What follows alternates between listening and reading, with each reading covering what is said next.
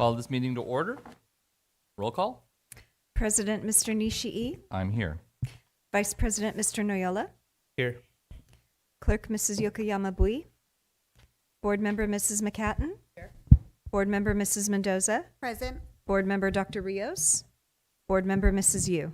Here.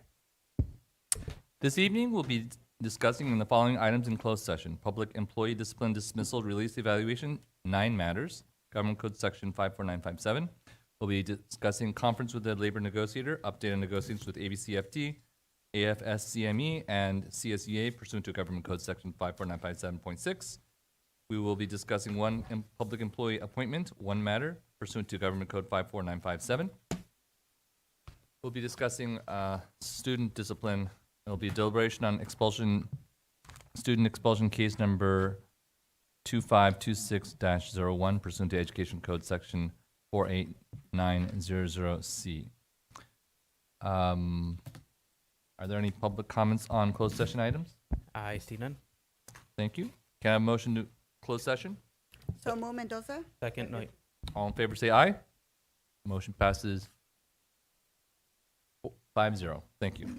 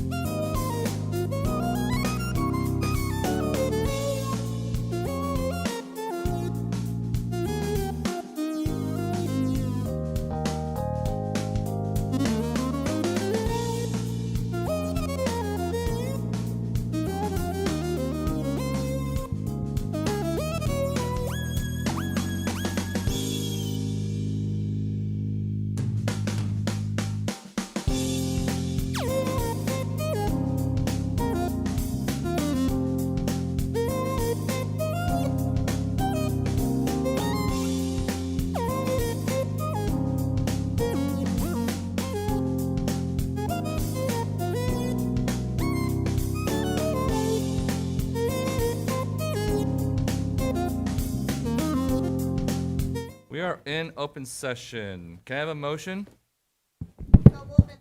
Second, Noyola. All in favor, say aye. Aye. Motion passes 7-0. Please silence your cell phones, starting with me.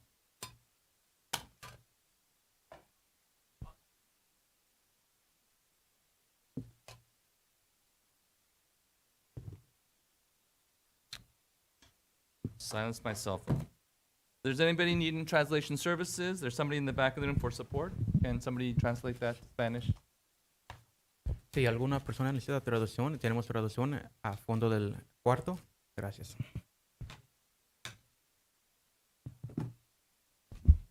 Tonight in closed session, the board discussed public employee discipline dismissal, release, evaluation, 9 matters pursuant to Government Code Section 54957. We had conference with labor negotiator, updating the negotiation with the ABCFT, AFSCME, and CSEA pursuant to Government Code Section 54957.6. 1 employee appointment pursuant to Government Code 54957. Can I have a motion and a second, based upon the board's review of closed session, that the board accepts the recommendation for a stipulated expulsion for student expulsion case 2526-1 and orders the student expelled based upon violations of the Education Code sections 48900C pursuant to the stipulated terms and adopts the recommended rehabilitation plan. The student, almost done. Student may seek readmission to the comprehensive school in ABC Unified for a period following the conclusion of the 25-26 school year. Tatiana motions. Second, Mendoza. All in favor say aye. Aye. Motion passes 7-0. Wanted to apologize for the length of time in closed session, almost 45 minutes extra, and it's election night and everybody has lots of things to do. And but this was an important matter to discuss related to kids and budgets and everything that is related to the school. So I apologize for taking your time and thank you for your patience. Let's have the Pledge of Allegiance led by Aloha Elementary. They're accompanied by the principal, Dr. Michelle Robinson, assistant principal, Tanisha McGregor, and their teachers, Taylor Connor, Elaine Kimura, and Trisha Wheelis. Good evening, Superintendent Dr. Zitlo, Board President Mr. Nishi, Vice President Mr. Noyola, Clerk Mrs. Yokoyama Bui, Member Mrs. McHatton, Member Mrs. Mendoza, Member Dr. Rios, and Member Mrs. Yu. I am Olivia, and we are from Aloha Elementary. Aloha means hello. Please stand and join us as we lead the flag salute.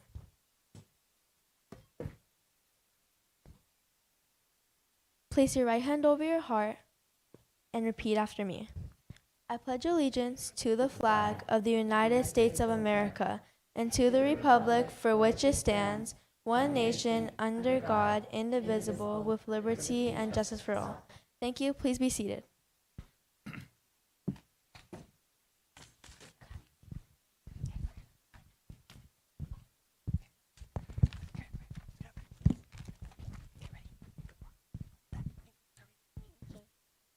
Hi, my name is Dylan. I am a proud Aloha avid dolphin. We're in Miss Connor's kindergarten class. We use our avid binders every day. They help us stay organized and ready to learn.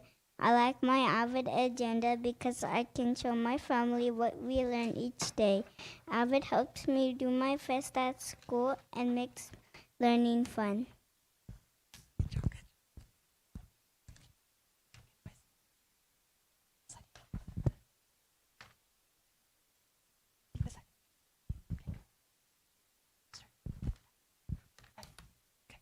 Hi, I'm Daniel. I'm in second grade at Aloha.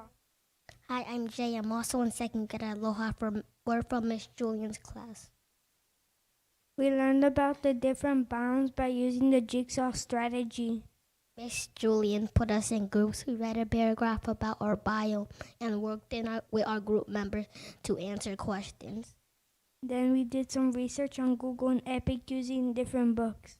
After researching, we worked in our group to make a poster.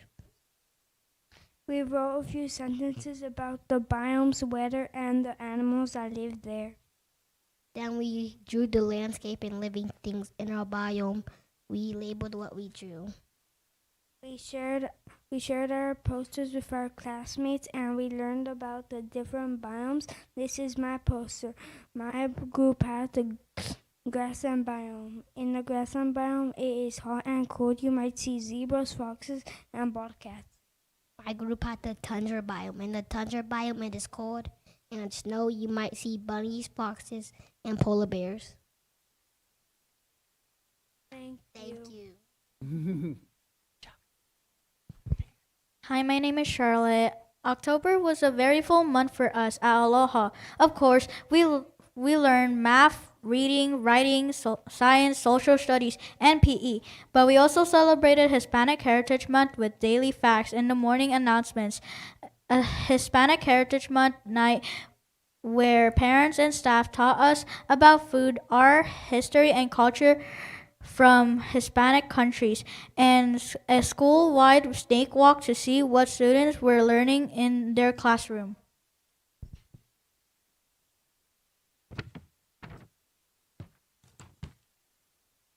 Hi, my name is Matt. We celebrated Halloween with our annual trunk or treat.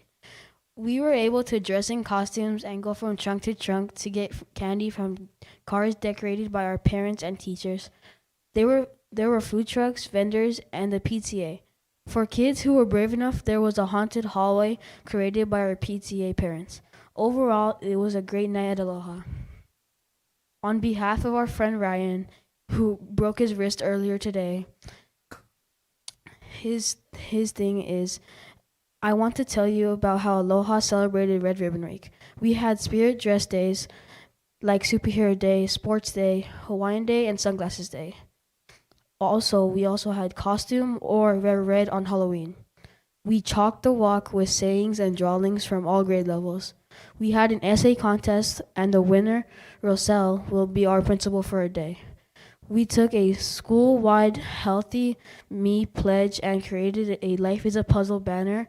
Of course, the main reason of Red Ribbon Week is to remind students to stay away from drugs and choose a healthy lifestyle instead.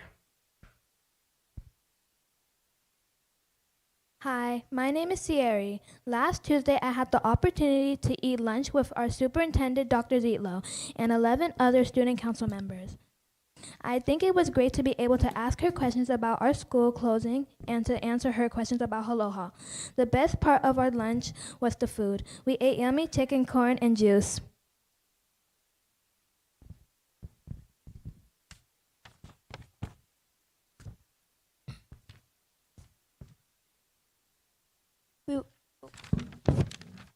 We would like to present each of you with the favorite book recommendation from students at Aloha.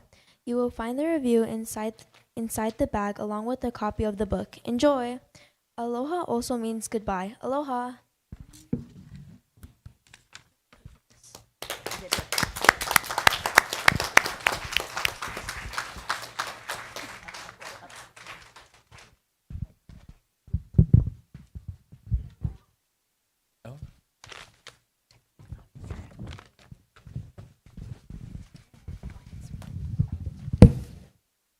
Thank you.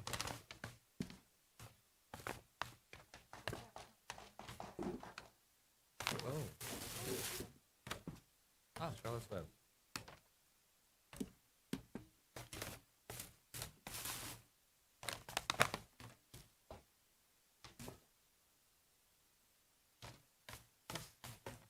Don't leave. I think there's going to be a few comments here, starting with Dr. Olga Rios. Thank you, Mr. President. Well, first of all, thank you for the gifts. Thank you to Adeline Carrillo. I love the note. I love the fact that you gave us books that are diverse. It's always nice to see literature be representative of the various cultures in our district. Let me tell you how happy I was. You probably don't watch our board meetings, but often a topic of discussion is kids being able to read and write and do math well, because we know that that's going to set them up for a successful life, let alone, success in school. So I cannot tell you how thrilled I was to listen to a kindergarten. Oh my goodness. Yay. You.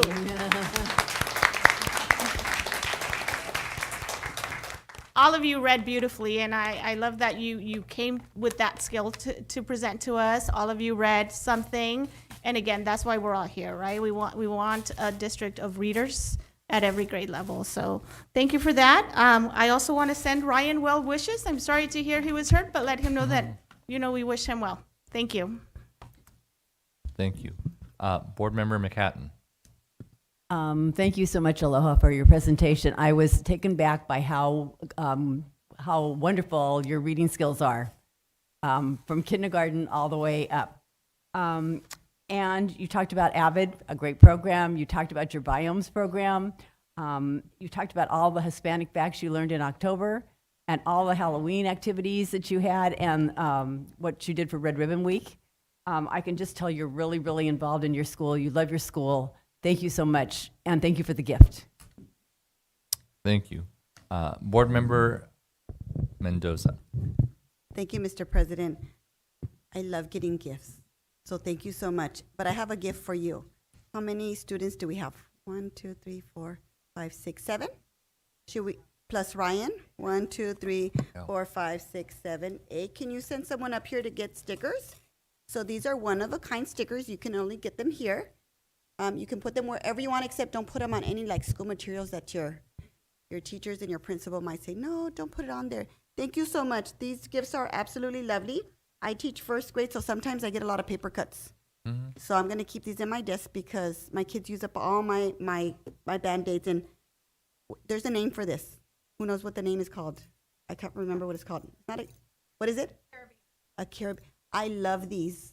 Like, these are my favorite things because I hook on my keys. I put my ID when I'm teaching. So thank you for this. I love bags because you can never have too many bags as a teacher. Teachers are always bag ladies or bag men. And then this one is awesome. Thank you so much. Yes. It was Lola. Is Lola here? Oh, can you please tell her thank you? It's going to be by my bedside. I like to read books. I think as teachers we need to model. And I read to my kids every day. They're first graders, so I can't probably read this book to them. But thank you so much. And I appreciate you guys being here and presenting to us. Thank you, Mr. President. Thank you. Board Clerk Yokoyama Bui. Thank you all for coming here to present and say the pledge for us. You all did wonderful. It was very nice to hear about all the things you're learning, all the fun activities you have at school. I would like to shout out Jewel Limayak. Is she here? Okay. Well, thank you so much, Jewel, for my book, Dork Diaries. I'm very excited to take a look at it. And inspired by Board Member Mendoza, I would like to offer you all a bookmark. It states, today a reader, tomorrow a leader. I see leader potential in all of you. And it says, thank you for participating at our board meeting. So because, I mean, it's so fitting because you gave us books, I would like to offer you a bookmark. So if someone can please come up, we have 8. 1 for Ryan. Wow. So there's some really cute designs there. Thank you.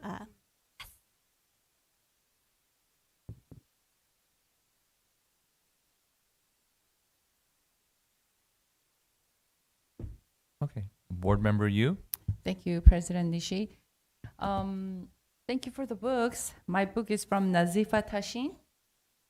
Yeah. I'd like to recognize the teachers, the principal and the teachers today. Can you wave? Yeah. It does take extra work to prepare the students with the, what they shared and the presentation. But really, thank you. And it's just that extra, extra mile extra effort that you take that does make difference in the children's lives, because they were all just really great, well behaving, and just a beautiful presentation. Thank you. Keep up the good work. Vice President Noyola.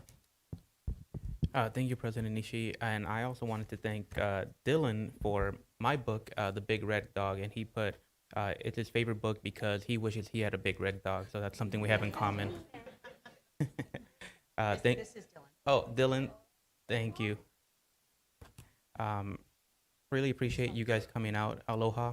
Appreciate the families for being here and being, a part of our partnership for educating our youth and creating future leaders. So thank you, Aloha students, for being so strong. All right, looks like I get to say a couple words. First, you got everybody on our board to comment, and that's pretty amazing. Those are some kids. I got Charlotte Webb. So I don't know if you remember, there's like a place where it says some pig. This is some kids. You guys did research in your kindergarten or first grade and doing research projects and the biomes. Now, I've seen the biome program at many schools, and not to knock anything at other schools, but they have a really good biomes program. I see it almost every year. And so that's an amazing thing that you do, and you have great academics. I know that you guys work really hard for that. And I also have to apologize to the parents because I didn't think we're going to have kindergartners here, and it's already 8 o'clock, probably past their bedtime. So I apologize to that parents. Parents, can you stand up? Wait, don't stand up.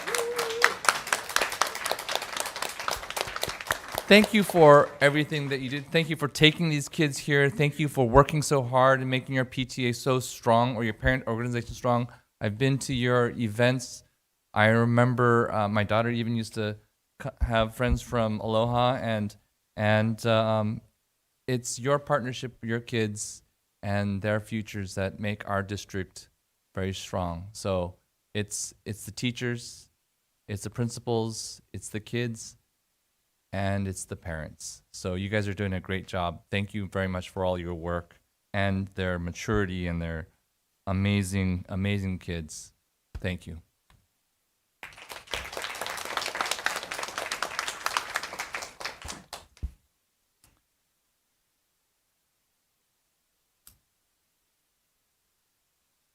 The long nights. All right, we'll have some presentations next. We'll have recognitions for Education Results Partnership, ERP, and the Campaign for Business and Education Excellence, CBEE, 2025 California Honor Roll District, and Star Schools. Dr. Zelo, what can you tell us? Thank you. So this year, again, a number of our schools, elementary, middle, and high school, are being recognized for just the academic work we're doing with our students. And along with a certificate from the district this evening, our schools will receive recognition from Congressman Derek Tran's office, Senator Tony Strickland's office, Supervisor Janice Hahn's office, as well as Assembly Member Sharon Quirk Silva's office. And so this evening, we're going to start by calling up and recognizing our elementary schools, and then we'll do a picture with the board. We'll then do our secondary schools, and then we'll have comments after that. So with that, I'm going to go to the podium and we can hand out certificates. Yes.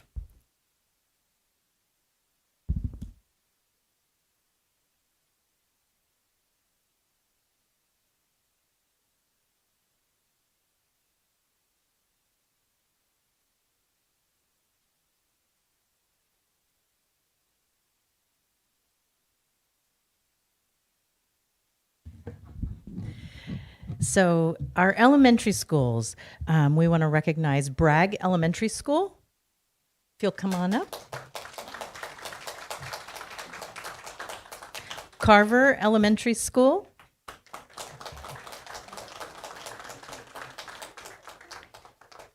Cerritos Elementary School.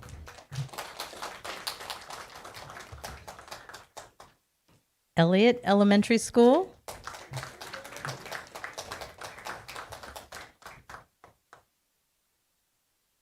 Gonsalves Elementary School.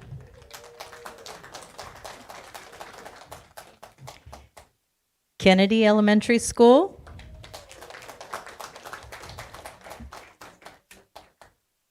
Leal Elementary School.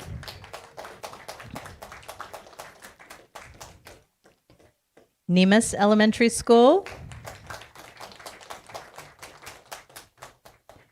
Nixon Elementary School.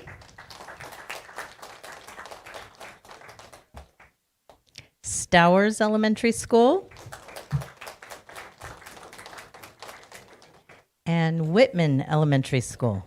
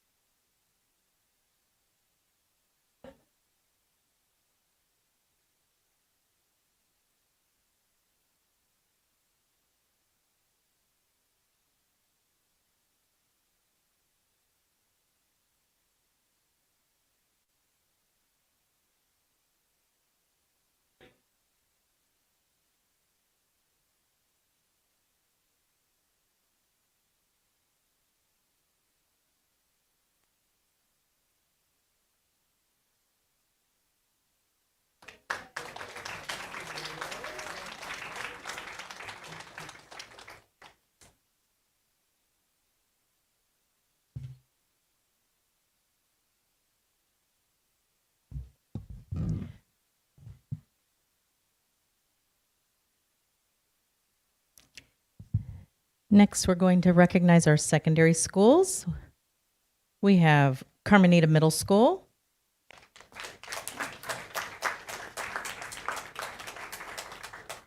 Tetzlaff Middle School,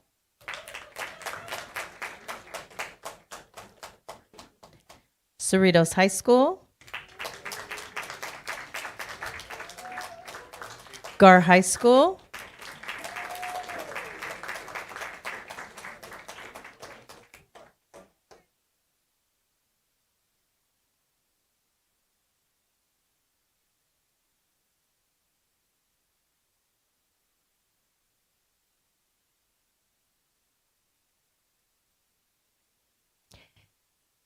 and Whitney High School.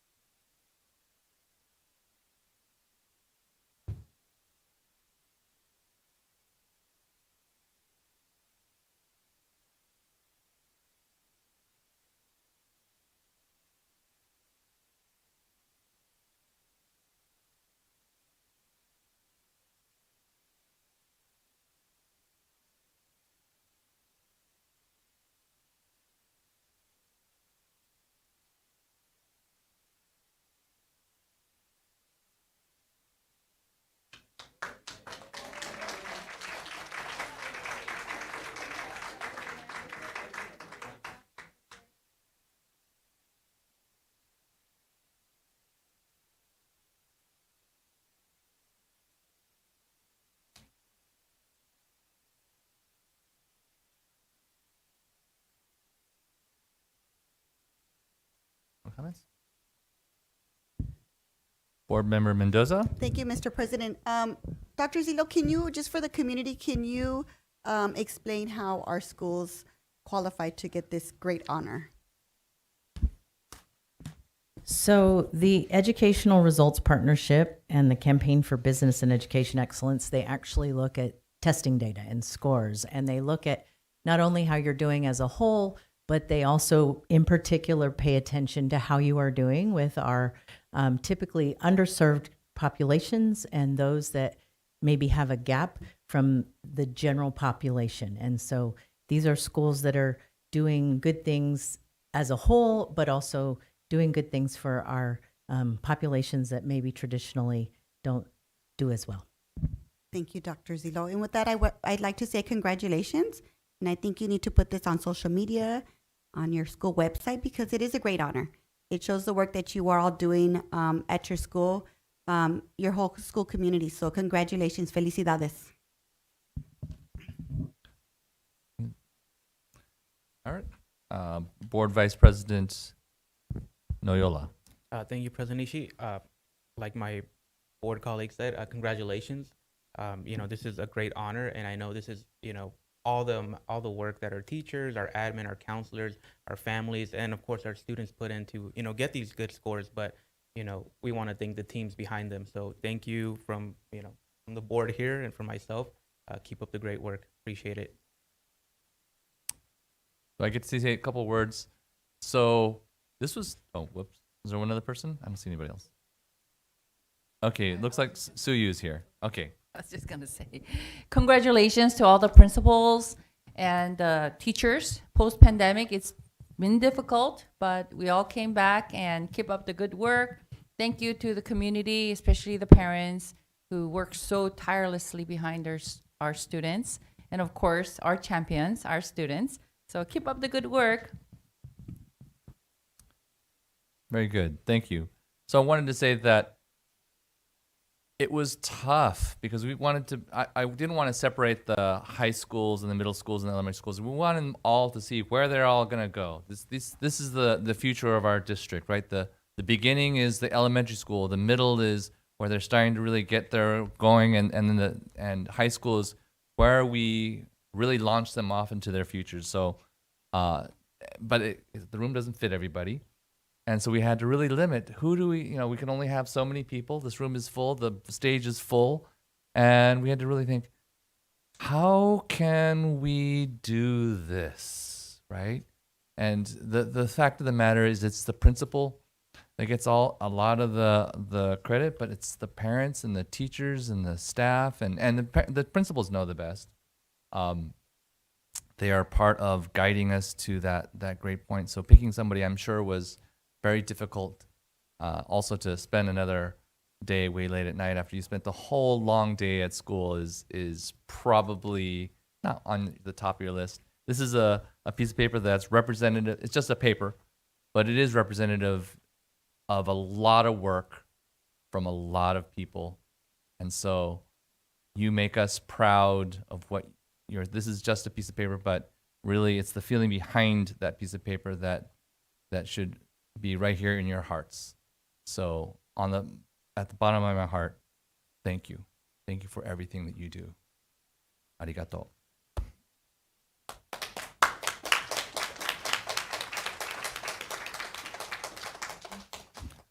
Okay, go to sleep.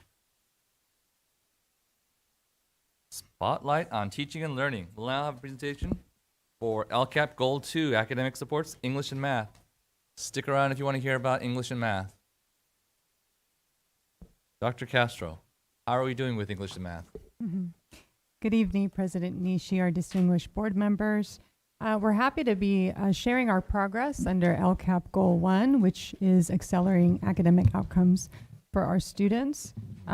Today, I believe Dr. Rios said this earlier, we're going to learn a little bit more about how we are setting up systems in order to make sure that every child in ABC learns to read, write, think, and problem solve. That's our goal, and at high levels.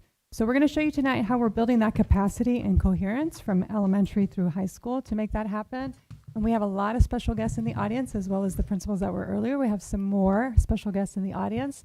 And to start us off, we have a presentation by our Director of Elementary Curriculum, Dr. Christine Balbuena, and our Director of Secondary of Curriculum, Dr. Greg Francois. So I'll hand it over to them.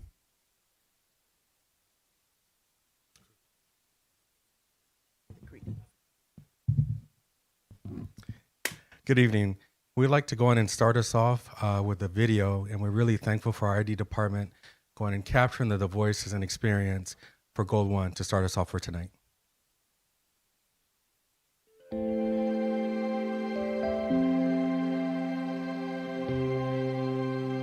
Over the course of this school year, we'll be exploring the many ways in which ABC's LCAP positively supports students. Through our local control and accountability plan, Goal 1 brings that vision to life by strengthening teaching, learning, and support for all students every day. Across ABC Unified, a network of instructional coaches are working side by side with teachers to strengthen classroom instruction.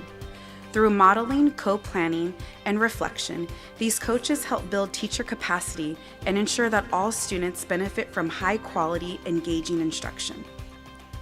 In this video, we're highlighting 3 members of this team, whose work represents the many ways our coaches are supporting improved student outcomes district-wide.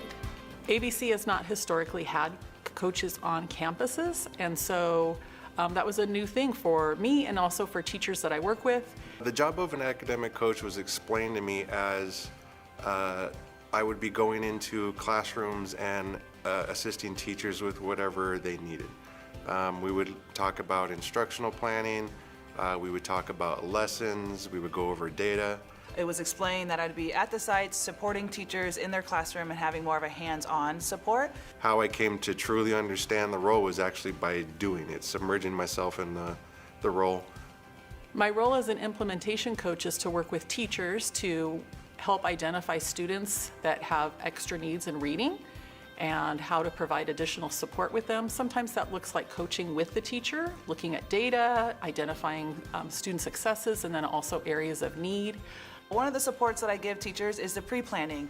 So before we even do a lesson, I sit down with them before and we go over what is your main goal? What is your main goal? And once we establish what that goal is, what that standard is, now we look at what are the students at. Because I get to really sit down with the teachers, we get to explore different avenues to make sure that lessons are set up in a way that all students get to benefit from them. So teachers have been receiving a lot of structured literacy, professional development the last 2 years. I've been able to partner with teachers to come in and practice things side by side with them as I'm learning them myself. Sometimes I've been able to model. I've also been able to provide feedback on how they're delivering lessons. Sometimes I'm just an extra set of eyes in the classroom, focusing on a couple of students that the teacher is concerned with and monitoring how they're doing with the lesson and changes that we can make so that they are more successful. This year we've received a lot of instruction on structured literacy, and that's been great because then we could take it back to our classroom and use those practices in the classroom. I think when it comes to the coaches that I get to work with, I'm very appreciative of their years of service in the field. And I think that something that's very valuable is just their wisdom and experience. It's something that you can't just look up on Google or online, and hearing it firsthand from them is always very helpful for me to put it into practice in my classroom. The coach is a very valuable asset at our school. She's there to display or practice something before I practice it or do it in the classroom. She's always available to us, and that has been a great asset to our school.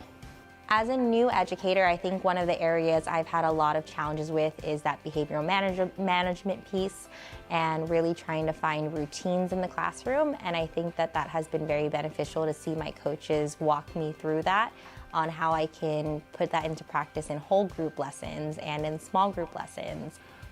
I've noticed that many teachers are very, very receptive to coaching, and it really doesn't depend on how long they've been in the classroom. I have new teachers and teachers that have been teaching for many, many years that just view themselves as lifelong learners and are always looking to improve their practices. I'm a firm believer in coaching. I was an athlete when I was younger, so I think coaches are more of a support and a help, and so that's what I try and provide to them. One of the biggest things I always tease the teachers is LeBron James has a coach, and he could be one of the greatest athletes of all time, but he has different coaches who help with different things.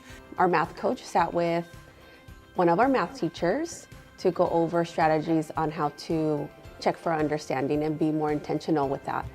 They determined that with doing this and being more intentional, that in fact the students were more engaged and collaborative.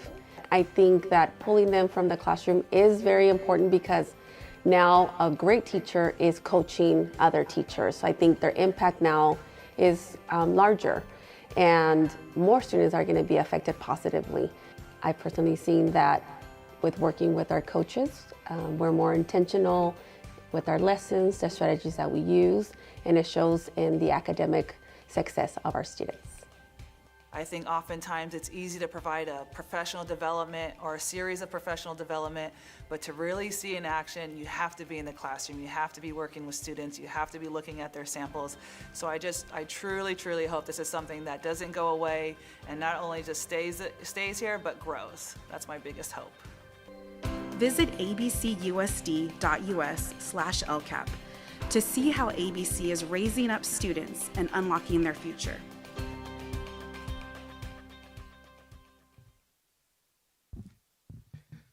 So my colleague and I are very excited for the opportunity to share and to further highlight how goal number 1 is allowing us to be very intentional in our efforts to ensure every student is able to read, write, think critically, and solve problems.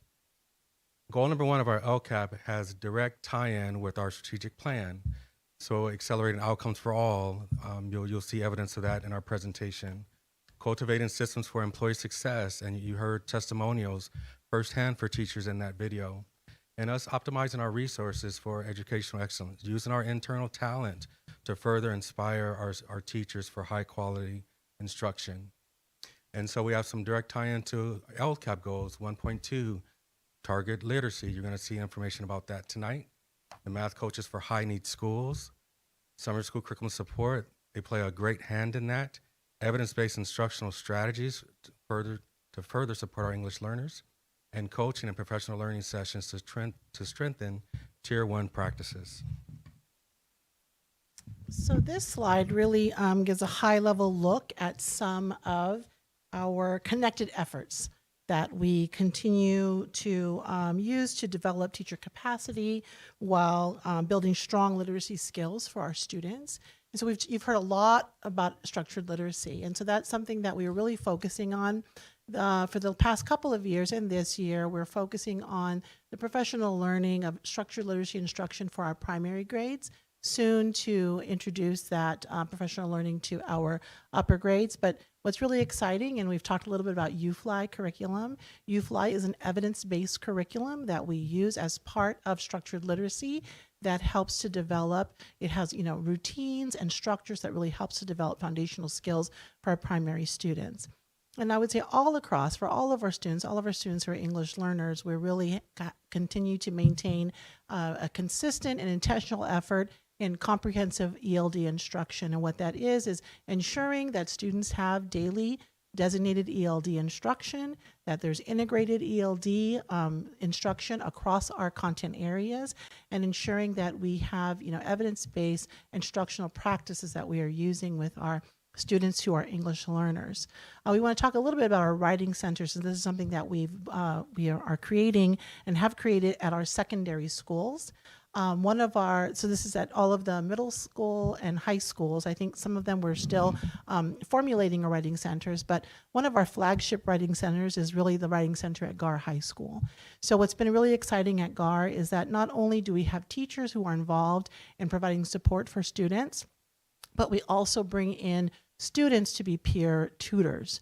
And so the peer tutors, are trained in some strategies so they can help their peers with writing.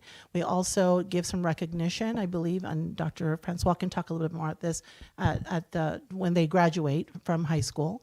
I think what's really important, and it's been an intentional focus for us, is that we want to make sure that we are being very specific to invite our students who are English learners, students with disabilities, to be part of this writing center to get additional supports. And then, data chats is the terminology that we use, but it's really talking about our progress monitoring system. And data chats happen at all levels in our organization. So we do data chats in the district office when we're looking at, broad district-wide data. I had the opportunity to sit in with our assistant superintendent, Dr. Castro, as she had conducted data chats with our principals as they're looking at formulating goals, for their school plans. Our interventionists, they do data chats with teachers. So at all levels of the organization, we really want to make sure that we are leaning into this protocol and practice of making sure that we're looking at data and being mindful of the data and being able to make informed decisions about next steps based on our data.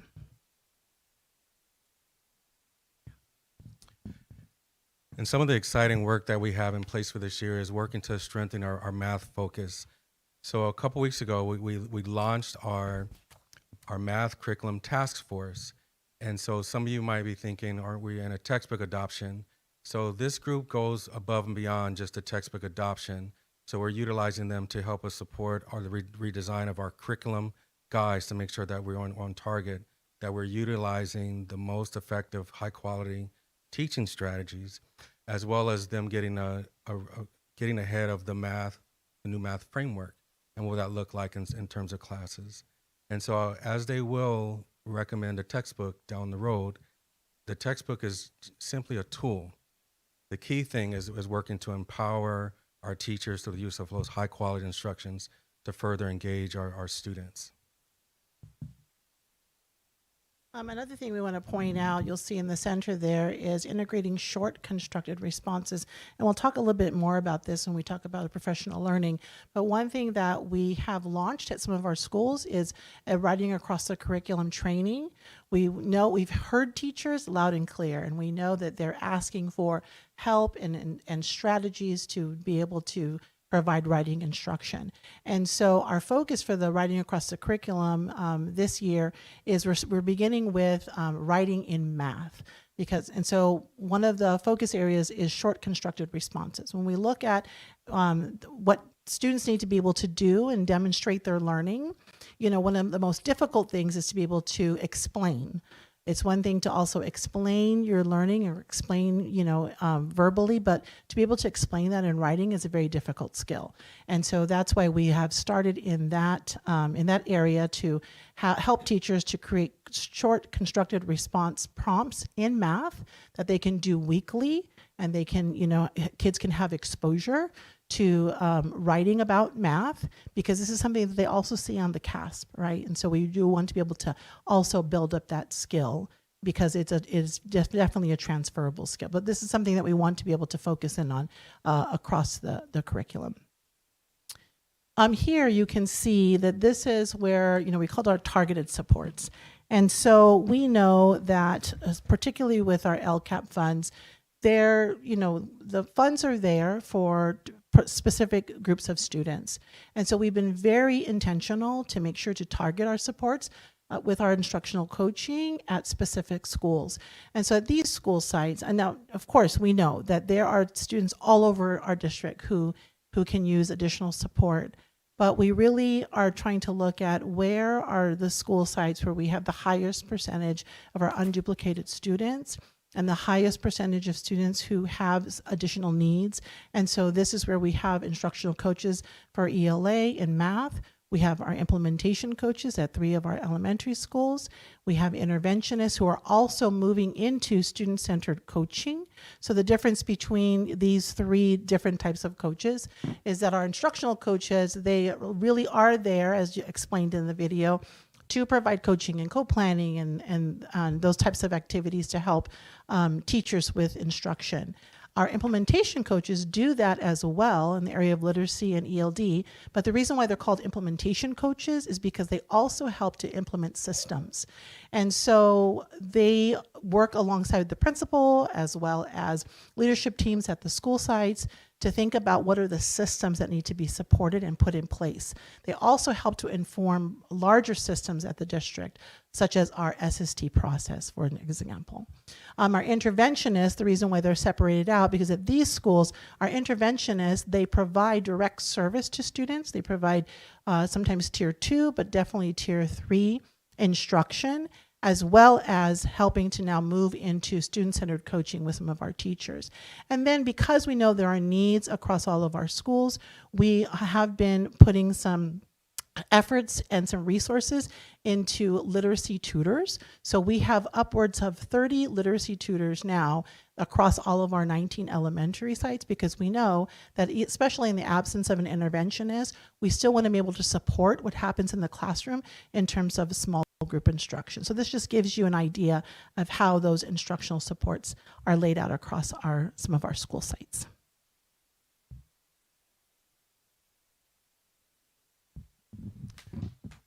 So our focus professional learning is highlighted here, and you see it by the numbers. 226 K-3 grade level teachers have been trained in structural literacy. So being very intentional about the work, empowering our sites, and we have some other highlights to share. The number of coaches facilitating student-centered coaching cycles is at 18 at this current point. Writing across the curriculum training, grades 3 through 5, teachers in 4 through 8, and literacy-focused communities of practice. And also 29 schools implementing principles from the California English Learner Roadmap. And this is powerful because this is one way we can highlight we have full alignment across all of our schools receiving this kinds of training. And so it's not just professional development that stays in the building, it includes learning walks for a chance for sites to identify an area of focus that they want to practice on, and for teams to visit through learning walks to give them feedback. And so we'll hear a little bit more about that down the road. One other thing I wanted to talk about in terms of the writing across the curriculum training, I had mentioned there are 7 school sites. Those school sites are all AVID school sites. So that's exciting too, because we're trying to also help our principals align their existing practices. Again, you know, we hear teachers loudly and clearly. You know, when something feels like another thing, it's difficult to create that buy-in and ownership if it just feels like there's so many things on the plate. So we don't want to overload the plate. We want to take the plate, we want to sprinkle some seasoning on the things that are already there, right? And so it's exciting to know that Aloha, Ferguson, Hawaiian, Juarez, Melbourne, Palms, and Willow, they're a part of this collaborative group of schools who are collaborating around writing across the curriculum. Part of that training, we do level-alike trainings with the teachers, but then we also go to their school sites. We have 6 days planned for this particular training to go to their school sites, look at student evidence, you know, help teachers with developing prompts and developing next steps for instruction. But these principals at those 7 schools are really committed, and we've helped them to kind of think about how to align the focus so that they can take all of the great things that are happening at their school sites and say, how do we align all of these instructional strategies so that we can have high impact for our students. So one of the things we do often in academic services is that reflection piece, is what we're doing working. Are we getting the results that we sought out for at the beginning? So one of the things that we've seen is that where the data is trending in the right direction. So in front of you highlights a chart looking at a cohort of students when they were first kindergartners during the pandemic and how they are performing now in grade 5. So we see at students that are performing at and above the pre-pandemic levels. Another thing we're looking at in terms of promising results, some of our high need schools that are getting additional help, is we see an improvement. And so the slide on your left highlights Juarez Elementary. You see a growth in English language arts from their initial benchmark last year compared to this year. And on the right highlights the growth that we're seeing in both language arts and math at FETI. Continue with some of the promising results. We're looking at level 1 improvements. And so our goal, our district standard that we're working at, is to have 10% of our students move out of level 1.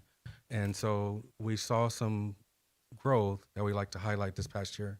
So one, looking at Juarez, so these are sites that are getting additional support, the instructional coaches, interventions that you just heard about. Willow decreased 9.43% of students out of level 1. And we also see for FETI, for our middle school, 6.5% of students out of level 1, and Artesia High School, minus 6.38% out. And on the far end, the goal of increasing students at that met and exceed level, the level 3s and 4s, at Will Elementary, tremendous growth. So 35% of students moving up to levels 3 and 4 at the met and exceeded amount. FETI, with plus 12%, and language arts and math, 21%. And we're very excited their math instructional coaches here tonight. And Artesia High School going up 5%. We're very excited to have Artesia High School principal here tonight with test of the work.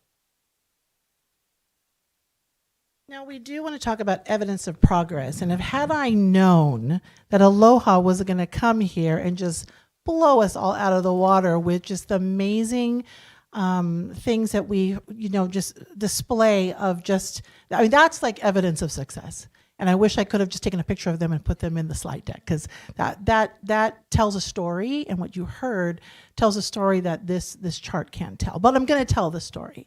So, when we look at evidence of progress, this is our reclassification rate. So if you look at it starting from 2020, we had about almost 11% reclassification rate to 2024-25, where it's 28.27% reclassification.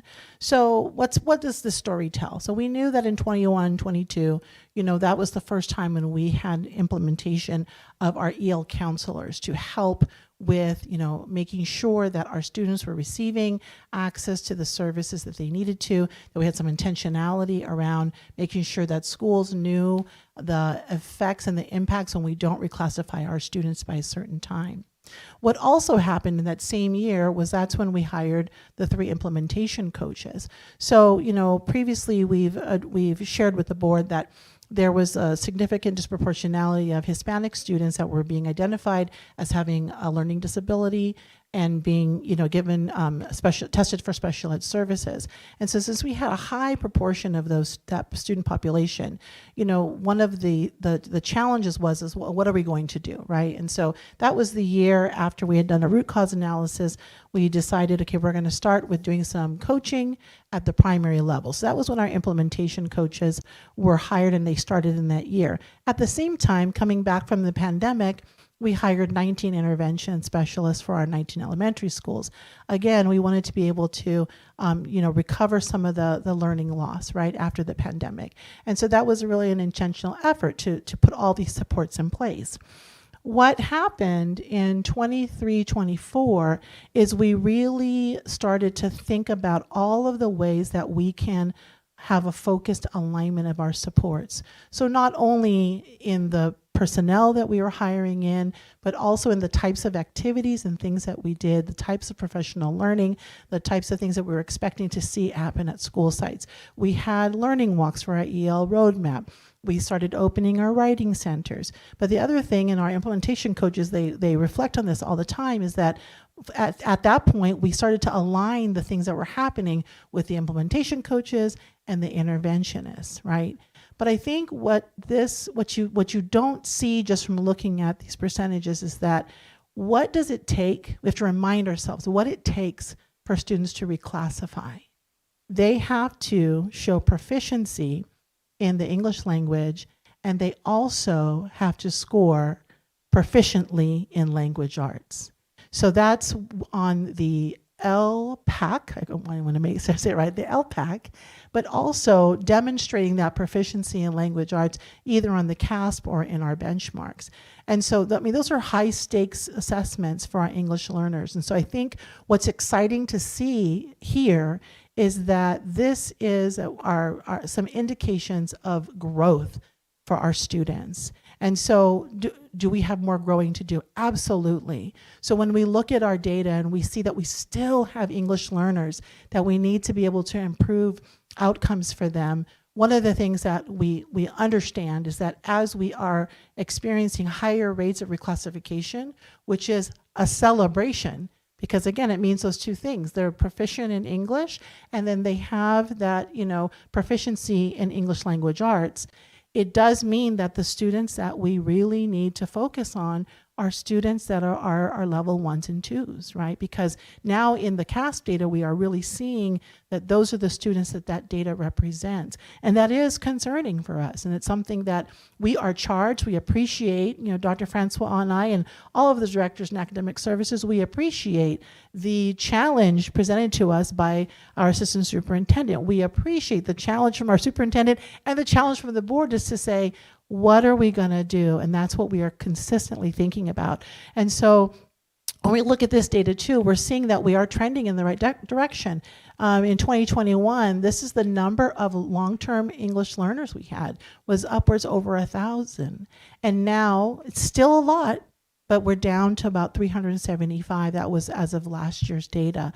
There's a lot of work to still be done, but we're really excited about the efforts that we're trying to put in, that collective effort, the coherence we're trying to put together as a division, working with our principals and our teachers to make sure that we are focusing in the right direction. And so when we look at how the work continues, the biggest thing I want to highlight, and we talk about this all the time in our department, is a hyper focus on our English learners. particularly our L1s and L2s. We can go and look at our data. We can go to EduClimber, look it up. We can see them by face and name and know exactly who these students are. And so that's the charge that we have, is through all of these collective efforts, is to work alongside our principals and our teachers to say, what are we going to do? What is the plan for these particular students in any of those groups that we're not seeing the growth that we want to see, to say what's going to be the plan? That really is our charge. And in terms of secondary, we'll continue to invest in our leaders. So one of the things that we're very excited about for this year is all of our principals are in the process, are creating their very own site-specific math goal, which is very, very powerful. So we have connected with a company called Making Math Moments, and we've had a series of professional learning with them for this year. Our principals are excited, and so it gives us an opportunity to be very intentional about our focus about improving our math scores. For our English roadmap with secondary, we have 2 upcoming learning walks, which we're very excited about. One is at Gar High School, which is happening in a couple weeks, and then also there's one at Fetty in early spring. Last year, we did a walk to Carmelita as well as Artesia High School. And so the great thing about this, we have a lot of momentum. When we met earlier in the year, each of the sites selected their very own instructional strategy that they want to implement and put in place school-wide in preparation for our upcoming learning walk.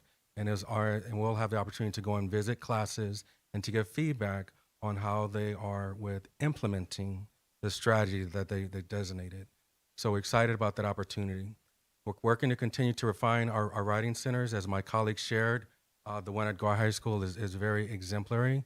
It's one to see. And so we've been taking our leaders from our other schools to go see Gar. We did that in the spring of last year, so elements that they can build and add to their very own. And continue working with our teachers and coaching cycles for individualized support. As you saw reflected in the video, it is something that's welcomed, and it's something, as you see in our data, that we are definitely trending in the right direction. So we're not satisfied with the current rates, but it does let us know that we're doing the right thing, we're on the right track, and we'll continue to provide support ongoing. And lastly, what I want to say something about the data. We know that we're very excited about instructional coaching. We're excited about all the efforts that we're putting forth. But I think the thing that we constantly reflect on is wanting to see that in our student outcome data. And so as part of that reflection, we know that we will see it represented in the outcome data when we know that we start to see fidelity of implementation. And so that's something that we are consistently talking about with our principals, among our own team, along with teachers as well, is trying to help to support the implementation. We have amazing teachers in ABC, and they've been so receptive to the learning, but we know that as we are starting to see changing practices in the classroom, we know that we will see that represented in the data when we can really do a good job of monitoring and helping each other to monitor and to self-monitor the fidelity of implementation of evidence-based practice. So that is our charge, and that is something we are working on through our learning walks, as well as trying to build out some protocols to say what would be some look-fors. These are things that we also want to make sure that we include our union partners in as well, because we want to make sure everybody is on board, that we all have an understanding of what are the things that we want to see, because it's really going to help to build that teacher capacity, but most importantly, help to provide student supports. And so, we thank you for allowing us to present this to you today. We do want to call up the principals and coaches who are here in our audience today. We're just going to ask them to come up here and circle around us, I guess, just like you do with kids, because we do want you to be able to see and this is just a small drop in the bucket of the people who do the hard work, but we just want to thank our principals for being here and for allowing us to share their data, and to thank our instructional coaches and our implementation coaches for just the tremendous work that they do, both at the school sites and also at the district, to support students all across our district. Thank you.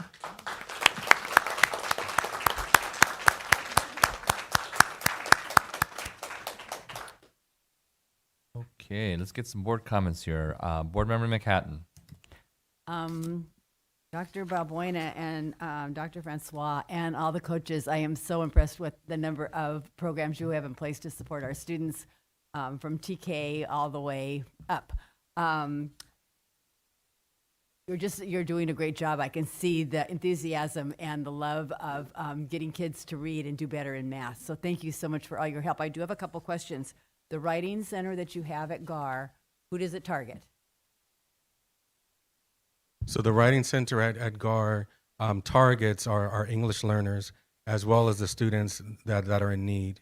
And so it's a pretty robust system, and they have shifts, where students will come in during the day. So like in the first part and then a second part.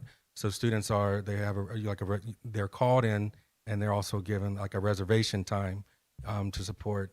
And the one great thing that I've seen is, of course, as my colleague shared, the use of peers to support, and they're highly trained. And it's great to see so many returning students that come back to give that support. But it's really awesome to see, as I went in to see the program, students in their uniforms. So it's also supported by our athletic coaches. No, you go to the Writing Center and then you come back to practice afterwards. So that was really, really neat to see as well. So then it's an additional period from, in addition to their English or their ELD.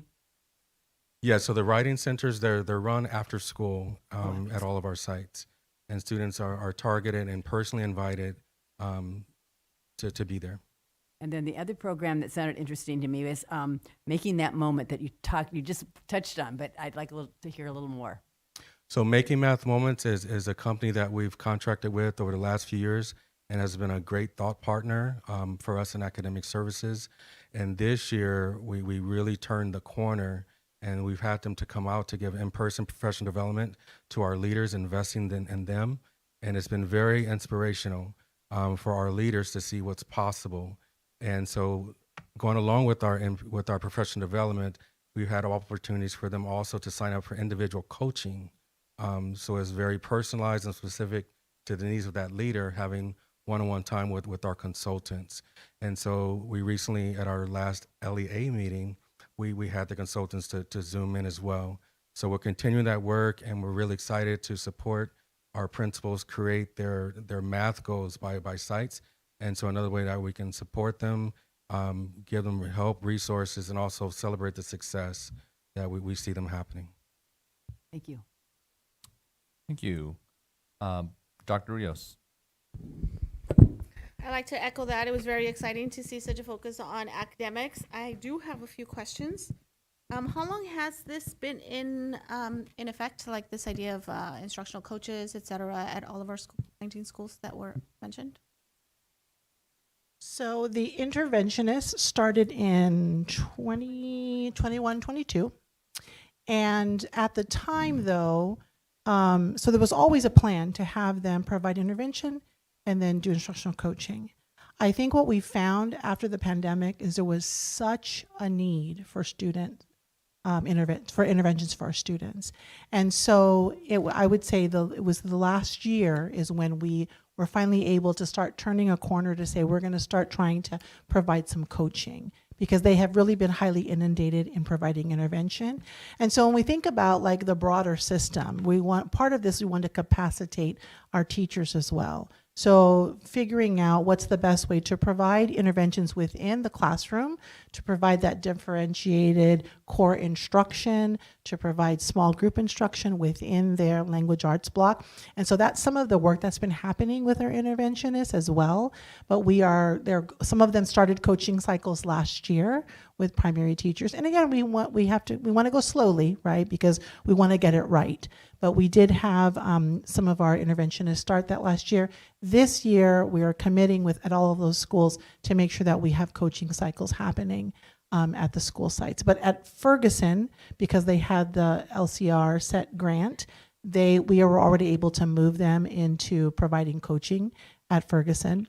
And then with the implementation coaches, they were able to already do coaching at 3 schools previously. That started in 22-23 at Juarez, Burbank, and Hawaiian, sorry, and then they moved to phase 2 school. So they are currently, this is their second year, yes? Am I getting that right? Oh, third year at their current locations, which is Palms, Willow, and Melbourne, sorry, yes. Follow-up question is, this kept coming up for me, and so I'd like for you to please elaborate. Like, we know the building capacity of teachers is us the best use of our resources, time, money, energy, etc. But how do we know we're having success? What are some of your metrics? So one of the things that I appreciate that question, because those are discussions that we're having, is how do we know that it's successful? So we do survey our teachers. We survey them on how they're implementing some of the things that they're learning during their professional learning. We also are able to see evidence in the classroom. So our interventionists who are providing coaching and working with teachers, even if it's not doing a coaching cycle, they work alongside them in professional learning and help to find resources and to help them with implementation. So we're seeing that evidence in the classroom in terms of the changing instruction.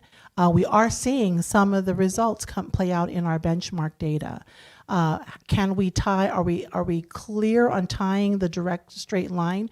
We know that we want to be able to pull more implementation data, but our evidence right now exists in our benchmark data where we're seeing that there were intentional practices. I'll give you a perfect example. At Juarez Elementary, right? So we've had implementation coaching, we've had an interventionist for several years. So this year, even though they could have still had an implementation coach or an interventionist, Principal White said, no, I think we are ready to now shift to that model where we're expecting that the interventions happen in the classroom. So they do have literacy tutors that help to support that. But he was right. They were very well primed. So we can see that not only do we see a change in instructional practice, but we also see a change in systems. And so that's the other piece of it, is to make sure that we have systems for progress monitoring, systems for how we identify students who need interventions, systems for how we're looking at data and making sure that we're taking next steps.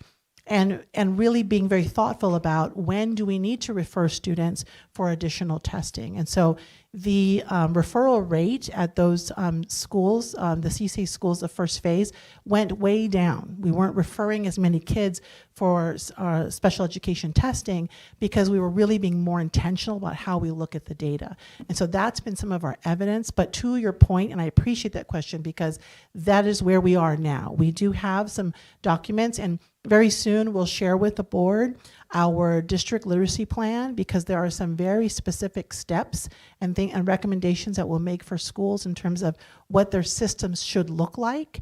And in part of that is the coaching and the things that we would be look for in the classroom as a result of that. Yeah, I know we're already super late. The rest are just kind of comments. We keep seeing really good things happen through our districts. I like us to go beyond celebrating and start like replicating. Yeah. Like we hear about the fantastic writing center at GAR. I don't know that we're there. Like, why haven't we done that at Artesia? Why haven't we done that at the other schools? We hear about Artesia high schools, college going great. You know, all the kids apply to college. Why isn't that happening at GAR? Like, let's start to scale up our efforts, our areas of success. You know, I love the focus on English language learners. I'm going to digress a little bit.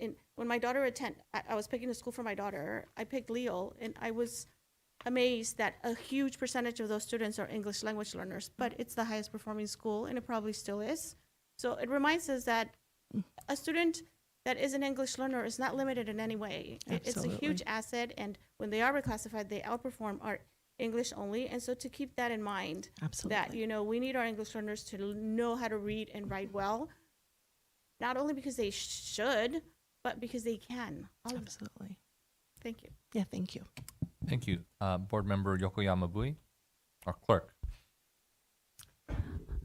Thank you, Dr. Balbuena and Dr. Francois, for the presentation. I would like to commend all of our staff in our district who are here today. Thank you for being here. Thank you for the work you do. When I visit schools, for various reasons, I do see many of our coaches and interventionists, tutors, and they are integrated into the school. They are a part of that school. They care about those kids just as much as the teachers. So thank you all for the work you do. I also would like to highlight, because I have spoke with tutors and in the past interventionist coaches who worked at the schools who you don't think, would need the same resources, who the needs of the kids are not as dramatic as at other schools, and yet there's still the need there. There are kids who could be experiencing something that, compared to their peers, very dramatic environments. So I do want to highlight the fact that we still have tutors at all 19 elementary schools, literacy tutors, because we still need those for those kids. Additionally, I very much liked the quote by one of our teachers in the video who said, I could look something up on Google, but it's not the same as hearing from someone who has so much experience, so much knowledge. And I'm old school. I could very much easily look something up on Google, but I like to hear it from a well-educated, caring, compassionate individual. And so that's why I always ask questions. So thank you all for the work you do. Again, I do want to ask the video, who is the video geared for? I know it's just not for us. It was a very nice video. Who do we present that to? Why is that made? I'll take that question. It was really from the idea of promoting all the work in our district. It's multifaceted in the sense of not only for the board, an easy way for you to be able to share the video with those in the community, for our community, but even those outside, because not all districts have the same services. And so for parents to see how much we have invested in our schools, that if they bring their child to ABC, they get to experience these wonderful coaches and leaders. And so it is our way of telling our LCAP stories. Just like in the past, we've told the stories of each of our schools. We're trying to tell the story of our LCAP and the goals that we're trying to accomplish and the ways that we're doing that. Thank you. One little note, I did not notice whether we had maybe a Spanish interpretation there, but that would be great too to add, because if we are going to use it to advertise, that would be a wonderful complement to that video. Thank you, everyone. Thank you. Board Member Mendoza. Thank you, Mr. President. I want to echo our board clerk. That's a great video because it brings it to life, the work that you all are doing in our schools, and I think our community needs to see that. And where is Mr. Smith? I think we need to share that on social media, Dr. Zillo. That needs to be shared because, you hear me? Okay, I'm gonna see it tomorrow morning, okay? All the other ones too, but that's, we have adults who are different learners, visuals, right? We like to read, so that's great. I would like to see that shared. You're talking my language because I was a literacy interventionist after COVID. So UFly is science of reading, is research-based. We know that it works. And I'm glad to see that we have coaches in our schools. And I think I had some questions, and I think, Dr. Barber, when we talked about this when I visited Ferguson, is that we have these cycles. I think when I was an interventionist, we did cycles, and every 2 weeks I was giving the core phonics every 2 weeks because I wanted to make sure that I was targeting phonemic awareness. Well, let me see if that's working. So I think as a district, we need to come up with some kind of model. And I know you said that that's coming up because I know we can wait to benchmark, but in between that, how do I know that the instruction that I'm delivering is targeting what I'm saying is targeting? So I think there needs to be something that every 3 weeks, every 4 weeks, let's do a pre and a post to see how we're doing, right? I love being a coach. I love modeling for my teachers. And I think if we're progressing, it's because you guys have great relationships with our teachers in our classrooms, because I know sometimes teachers can be a little bit like, I want to close the door, I want to work on my own, I want to do my own thing. I know that. And so you have to build relationships with teachers, and so that you can build that trust. So thank you for doing that. I did have do we include parents in our learning walks? I'll take that as well. Yeah, I'd like to actually, a good model that we have that we are going to start to replicate district-wide, if Mr. Garcia would like to come up and say a few words about his learning walks. As a district, we are now doing learning walks across the district. Our last LEA, or the time before that, we went to 8 elementary schools. We're doing another 8 elementary schools in December. We're going to start, we've invited our union reps. We're going to start to invite some community members, some of our parents. And more news to come on this, but I recently met with the Department of Education over at Cal State Long Beach, and they want to invite some professors to join us. So now we may be part of their research as well. So that's exciting that, some of the work that's started in small pockets in our district, as Dr. Rios mentioned, is scaling up in different ways. And so I'd like Sergio to share a little bit about what he does with his parents. I can tell you good evening first. Let me say hello. We do include parents. We include students, we include community members in our learning walks. And we don't just go out, walk, and let them kind of see the classroom and walk out. We actually do some training in the tool. We use the same tool that we use when we go do a teacher evaluation with the teachers, and we start doing the walkthrough. Our parents are walking through. We debrief with the parents. We want to know what they saw. We want to make sure that there's learning that happens. We don't want to do ever anything that doesn't produce learning. Anything that doesn't produce learning is a waste of time. So we want the parents to walk out, and want the parents to debrief what they saw, good things that they come through. And actually, Dr. Francois happened to be there last year when he did one of the learning walks. I think it was his first time at Artesia, and our parents were talking about the things that they saw and how it kind of took away some of the myths that are there. So we have done it for a long time, and we keep on inviting them to come back and do more with us. Thank you. I think that's the missing element, right? Because if we're working in the classroom and we're doing intervention, but then they go home to, the parents, and then the parents are like, ¿qué hago? Yo no sé qué hacer, right? We incorporated that when I was an interventionist, and it changed parents a lot because they had skills, they had strategies that they could take home and say, oh no, well, this is what you're doing at school. I'm going to show you how I do it the same way as your teacher. And you don't have the kids saying, well, that's not how my teacher does it.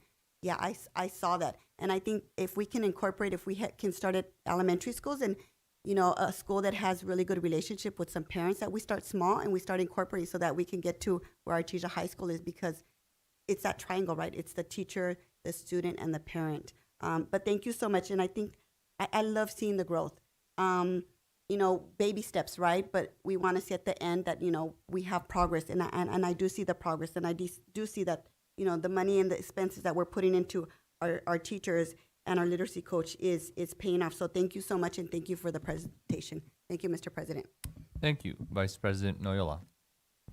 Thank you, President Ishii. And I also want to echo, I just want to, commend all you guys' efforts. It's super valuable. Every time I visit a school, I see an intervention is happening either in the hallway or outside the classroom. I see a coach with the student or with the teacher, and they have a small session outside. So I see the work, and I know the data is fairly new, but it's promising, and the data doesn't lie. What you guys are doing is valuable to our students, and we are building capacity. Peer-to-peer support is the best kind of support, I believe. My only question is, how are we going to find sustainable means to keep these great ideas and strategies moving forward? Thank you for the question. I believe Artesia High School is going to pay for everything. No, I'm just kidding.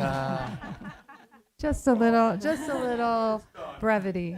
No, so I think that's where we're looking at right now is, the state has a lot of initiatives around professional learning, around literacy that we're hoping to benefit from, that will allow some of this work to continue, also prioritizing it as part of our LCAP. So that does mean we have to prioritize programming and think about what are the things that are working and how do we move our dollars towards this direction. And so as a district, my district office staff knows this.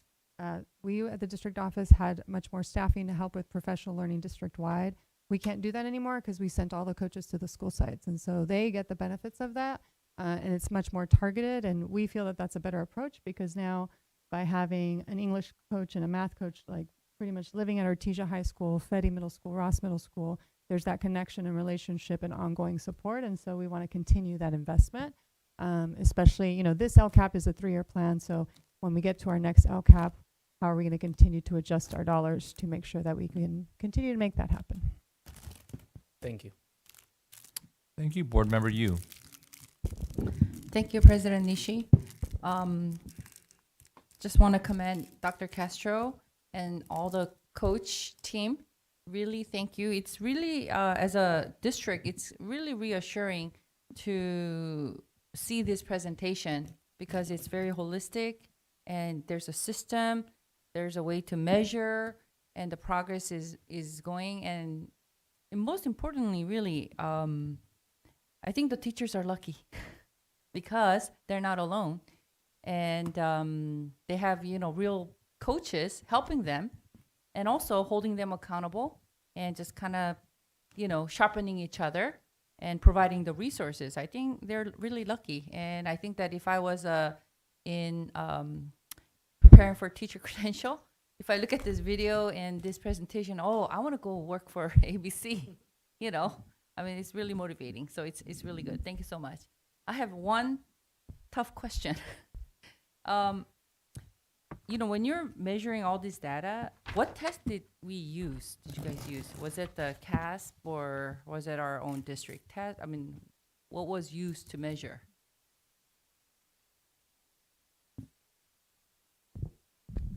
So we used two. So you saw some benchmark data compared from last year to this year, as well as our CASP data. So that's compared to the last year to this year. So I'm just going to throw this out there. I saw the CASP test, and one size does not fit all. And personally, I'm not really a fan of the CASP test because it doesn't really measure everybody. But I think that it's very important to diagnose the students when they first come in. And it doesn't matter how other kids are doing, but if this kid comes in at this level and in 1 year you bring them up this level, that is a success. I wonder if we can come up with something like that. And just, by end of elementary school, we want our kids to really master computation. The CASP, measures reading and all that stuff. But at the end of the day, when they go out into the real world, they need to know the computation so that they're not in debt, to measure the interest and, so they're not being cheated. So I don't know if there's something that we can do to implement something like that is very strong. So when we have kids in, a certain grade, they kind of miss out and they really fall behind, help them to catch up, getting the parents involved, something like that. Thank you. Can you comment? That's kind of tough. I won't expect it. No, but I would like to comment that we agree with that, and that's why one of our goals is math fluency. And so we look at multiple measures because we do know, that not one test can tell us everything, although we find that our Renaissance standardized assessments are pretty predictive. Like when we looked at the end of last year's scores and then where schools actually scored, they were pretty close. But it's also important, that's why we're looking at writing across the curriculum. Can they explain their thinking? We're looking at writing assessments and how do we go beyond just taking a writing assessment in one grade level? Can we do that consistently across different grade levels so we kind of measure their growth? And that's why we also showed as part of our data, we need to celebrate when kids make progress and move out of level 1, because if they move out of level 1, now they're at grade level. And so that's what we want to be. We want to keep pushing them out of level 1 so that they are now moving towards level 2, 3, and 4, which means that they're consistently achieving grade level standards. Thank you, Dr. Castro, because I know that I went to your office and we looked at the samples of the CASP test. And I think with this team, we can do better than California standards and the national standards. Thank you. I'll be really, really quick because we had 7 board members gave 7 comments. And we don't have a lot of time, but the fact that you're all here after, typically when I have these award things, everybody leaves, the room's empty, and we're talking crickets. The fact that you guys are here and the specific schools, Aloha, Artesia, Juarez, and success stories, by the way, at that, in terms of being able to show the improvement. I think all the board has already discussed this, but, getting your LTLs down from 1,300 down to 375, just those as metrics that Dr. Rios is talking about. And having goals at each school, at each specific thing. Each face is important, and all about them. And the great thing that Board Member Mendoza said, we need to sell that. So we have Juarez doing great success. We have Aloha doing some great success. We have Fedi doing some great success.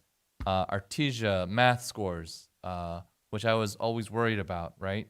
We're showing some signs of growth.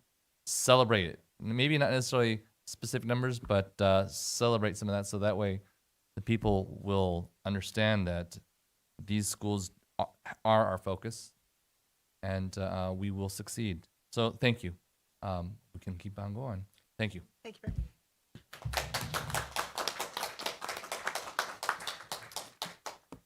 All right, it's 9:10. Can I have a motion to approve the agenda for the regular meeting of November 4th? So move Mendoza. Second. Tatiana. All in favor, say aye. Aye. Nobody wants to move anything. Great. Approve the minutes. Can I have a motion to approve the minutes of the regular meeting of October 7th, 2025? So move Mendoza. Second, Noyola. All in favor, say aye. Aye. Great, no comments. That's awesome. Student board members, I'm going to ask a question. Did you live across the street on Campstra? Oh, no. All right. Sorry for keeping you so late till 9 o'clock. I'm sure you have to stay really hard. But I am looking very much forward to your report and seeing how you're doing after all these years.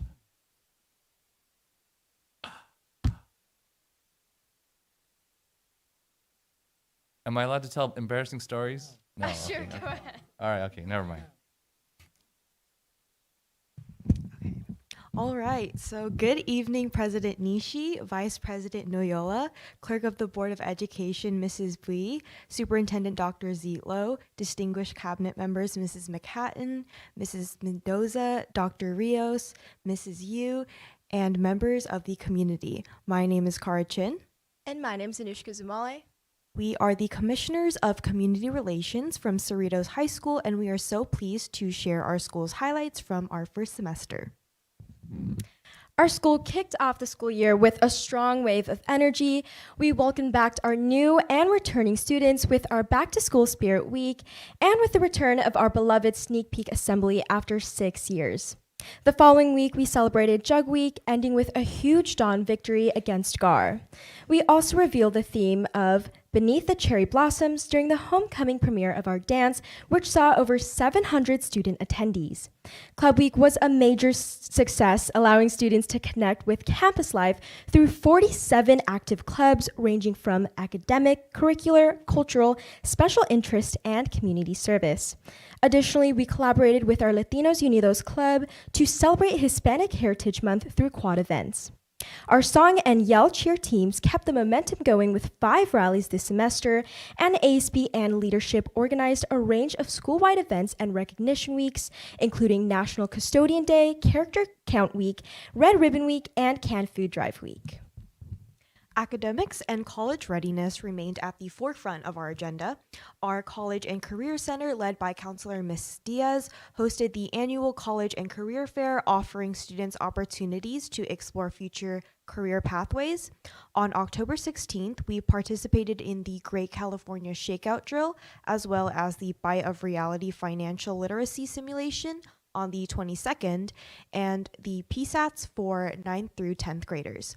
Looking ahead, our HOSA student organization will host its annual blood drive in conjunction with Cedar Sinai on November 7th, upholding our strong values of service and community health awareness. And now for athletics. It has been a spectacular fall season for Cerritos High sports. Our freshly established varsity flag football team in their first year was recently named 605 league champions and just competed in the CIF finals on November 1st. Our varsity league champions earned 7 wins against high schools such as GAR, Portilla, Canyon High, Wilson, West High, Artesia, Pioneer, and declared a dominant 50-0 victory over Glen High School last Thursday to close out their season. Boys varsity water polo celebrated several wins, defeating teams such as Artesia, Milken, Whitney, Whittier, Workman, and Paramount High School. Girls volleyball wrapped up their season with an impressive overall record with 24-6 and won the 605 league champions 10-0. Our female athletes continued the winning streak, with girls tennis finishing 605 league finals, placing first and second in junior varsity singles, first place in varsity singles, and second in doubles varsity. Finally, our girls golf won 605 league champions, with 3 of the team players advancing to league finals. Beyond athletics, our Cerritos Regiment of Gold won second place in Division 5A, sweeping all judge categories, including high color guard and high visual. Our Don's journalism team also released their first magazine issue of the school year, showcasing student creativity and campus pride. We are incredibly proud of the school spirit, commitment, and excellence that our students have shown throughout this semester, and we will continue to see what the rest of the year will bring for our Dons. Thank you so much for your time and consideration.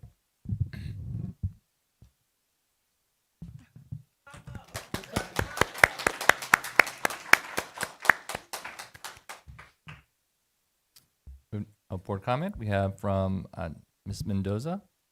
Thank you, Mr. President. Thank you so much for the presentation. I just love hearing your voices. Thank you. It was like listening to like a podcast or something. The girls are awesome, and I love hearing about all the girls' athletics. I have one quick question. What is the name of the magazine?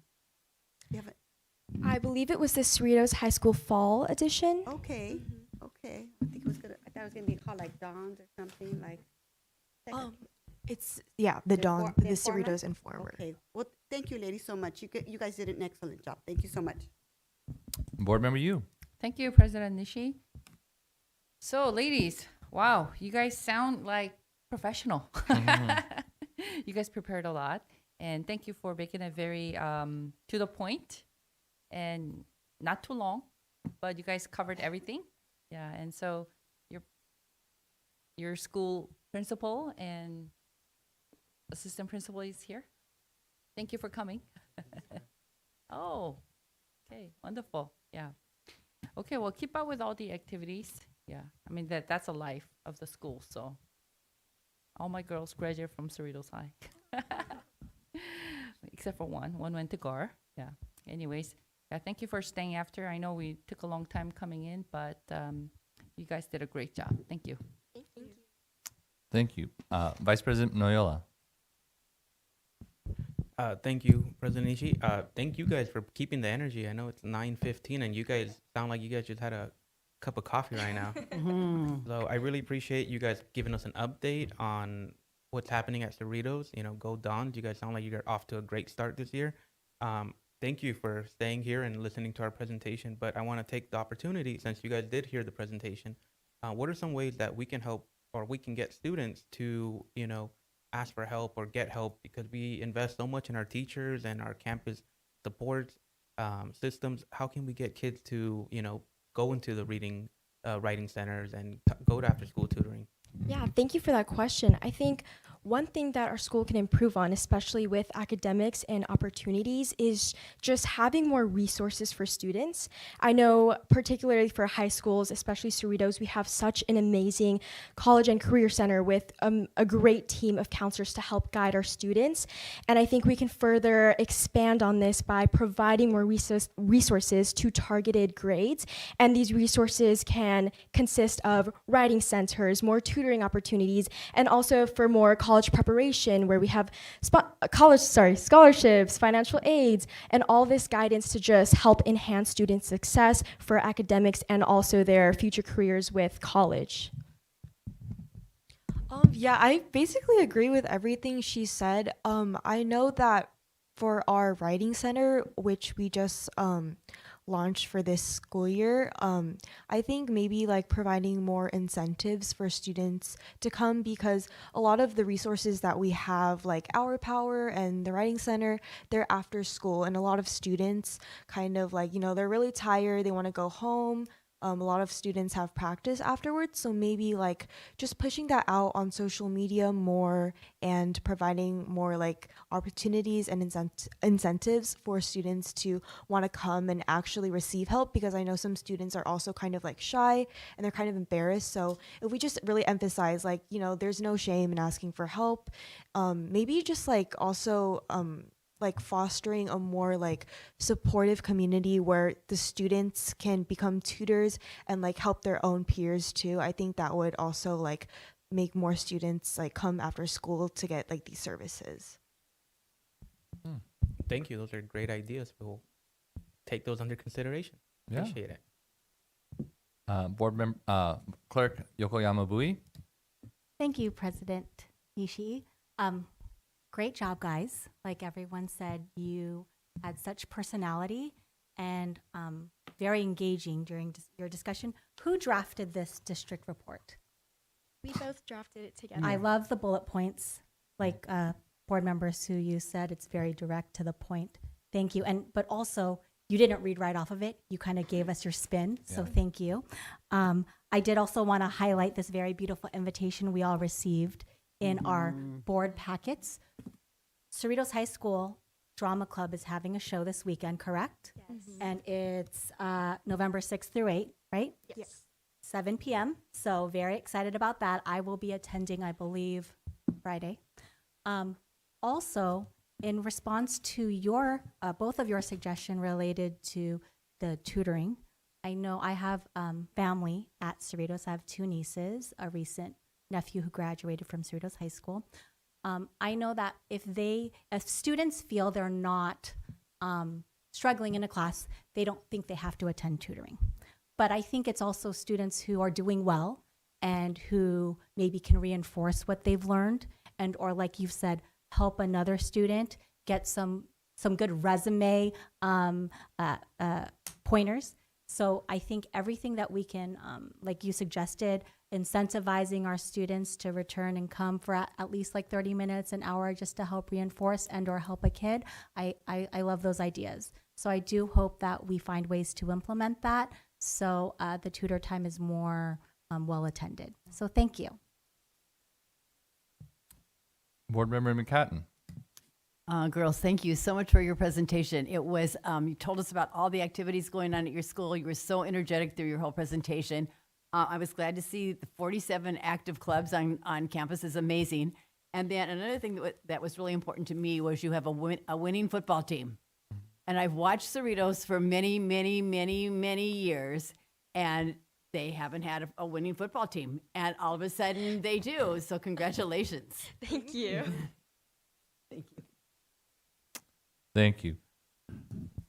So lots of times we get the reports and they're read off of, and we don't get to really hear the personality. This is the key. This is the benefit of having school board members, student school board members. You have the perspective that can give us real answers to questions from the level of the student. And so I'm really appreciative that you're able to provide really great answers. It looks like we're all taking ownership of this school because we're so proud of all the things that you do and the way you're able to answer these very difficult questions that we ask, not just normal questions, but what can we do for you and all that, and your dreams and accomplishments for this year. I don't have actually much to say. I think I'm trying to come up with a zinger, but these girls can hit it out of the park. So maybe there's going to be some court that they're going to be in front of later on. But thank you very much for your presentation. Thank you so much for having us.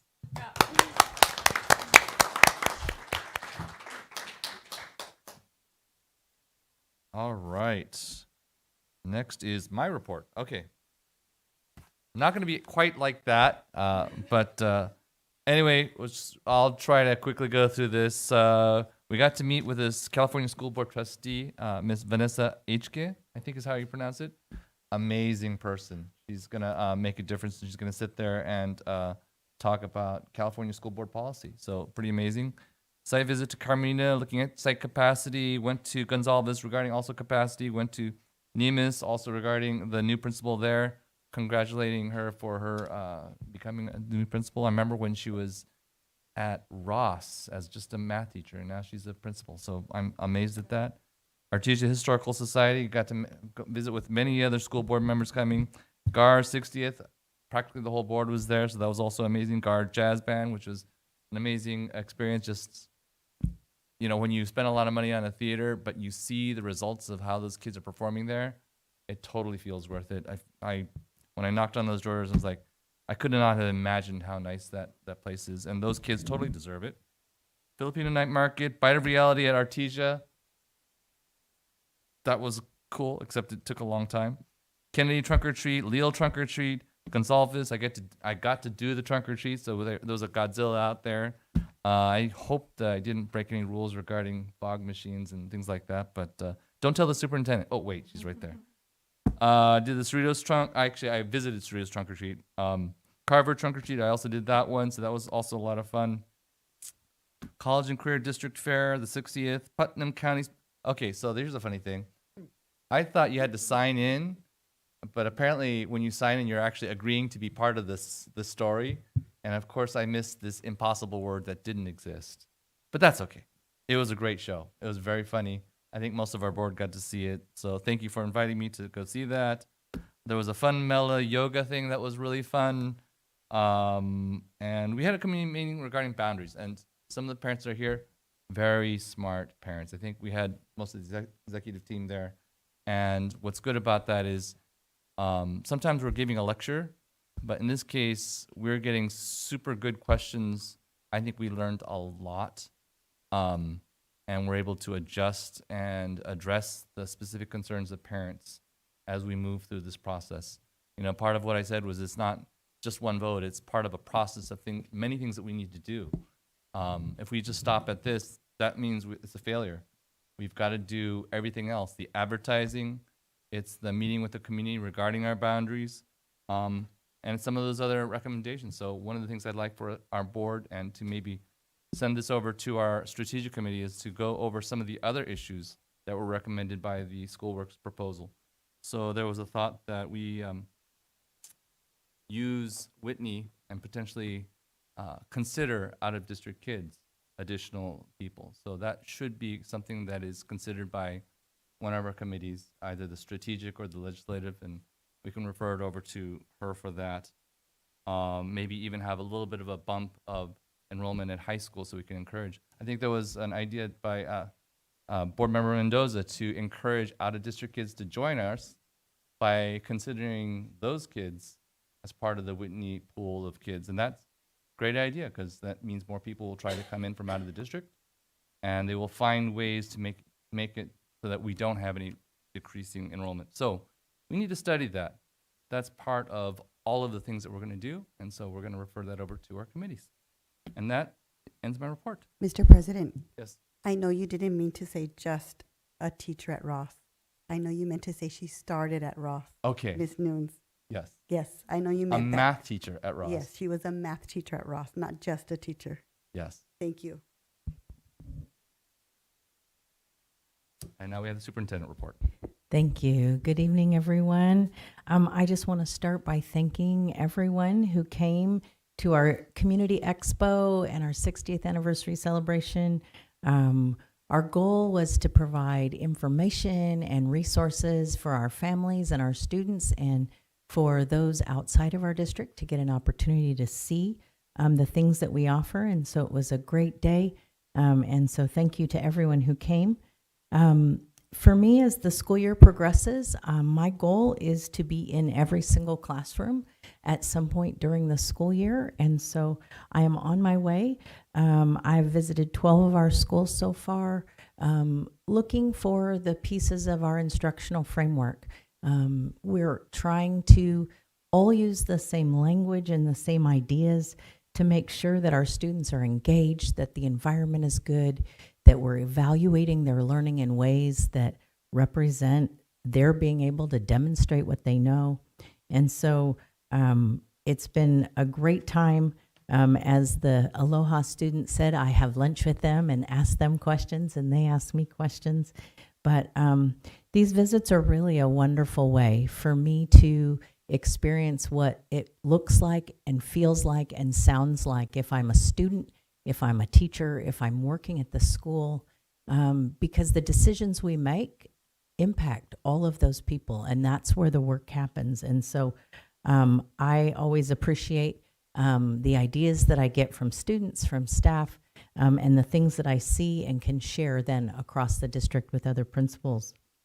I want to once again remind all of our families that we will continue to follow the law to ensure that all students, regardless of their background, beliefs, or immigration status, are provided with the best possible education in a safe space. In addition,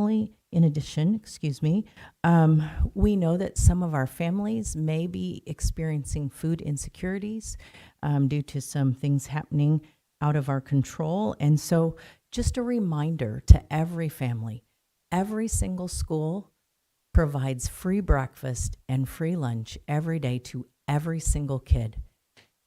Regardless of who you are, free lunch, free breakfast every day. In addition, our after-school programs, some of them have more of a substantial snack in the afternoon. Others we have begun working through setting up supper programs where it's a third meal of the day.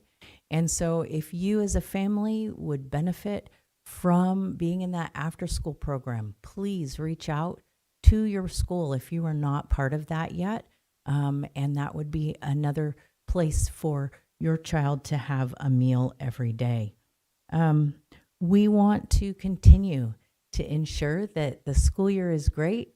And I know that our teachers, our staff, our principals, and our kids every day are learning together and helping students to achieve great things. And so growth is our goal, and we'll continue to work together to do that. Thank you. Thank you. Employee representative reports?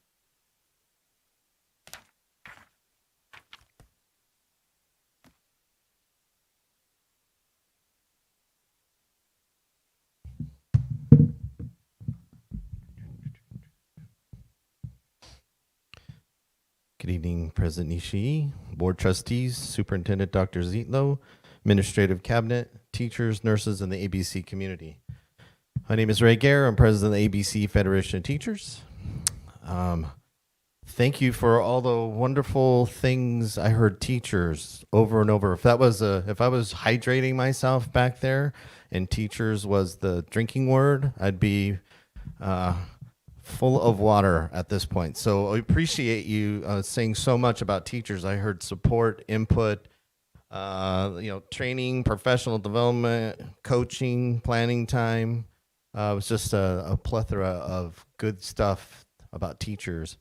But I also, give it to the administrative staffs that help to coach them, to plan with them, to meet their needs, and to support them so that they can support the students. And so it's been a great night for celebrating what we're doing here. As we were kind of working on our proposal for, at the negotiating table, we looked at the academics and how we compete with all the districts around us. And, we may have struggled a couple of years ago. We're still doing great in front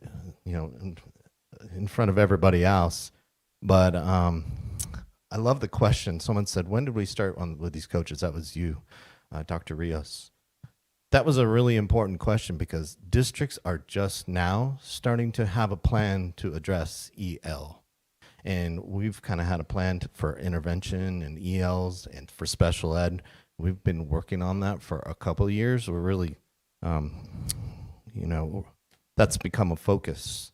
And the districts that do that first, this is a competition. Competition for students, it's competition for kids to come to your school district, it's competition for academics and for careers.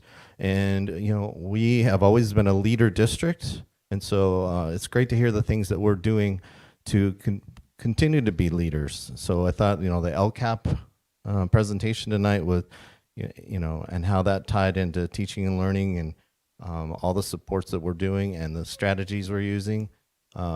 You are seeing the comprehensive plan that you asked for a couple of years ago when Dr.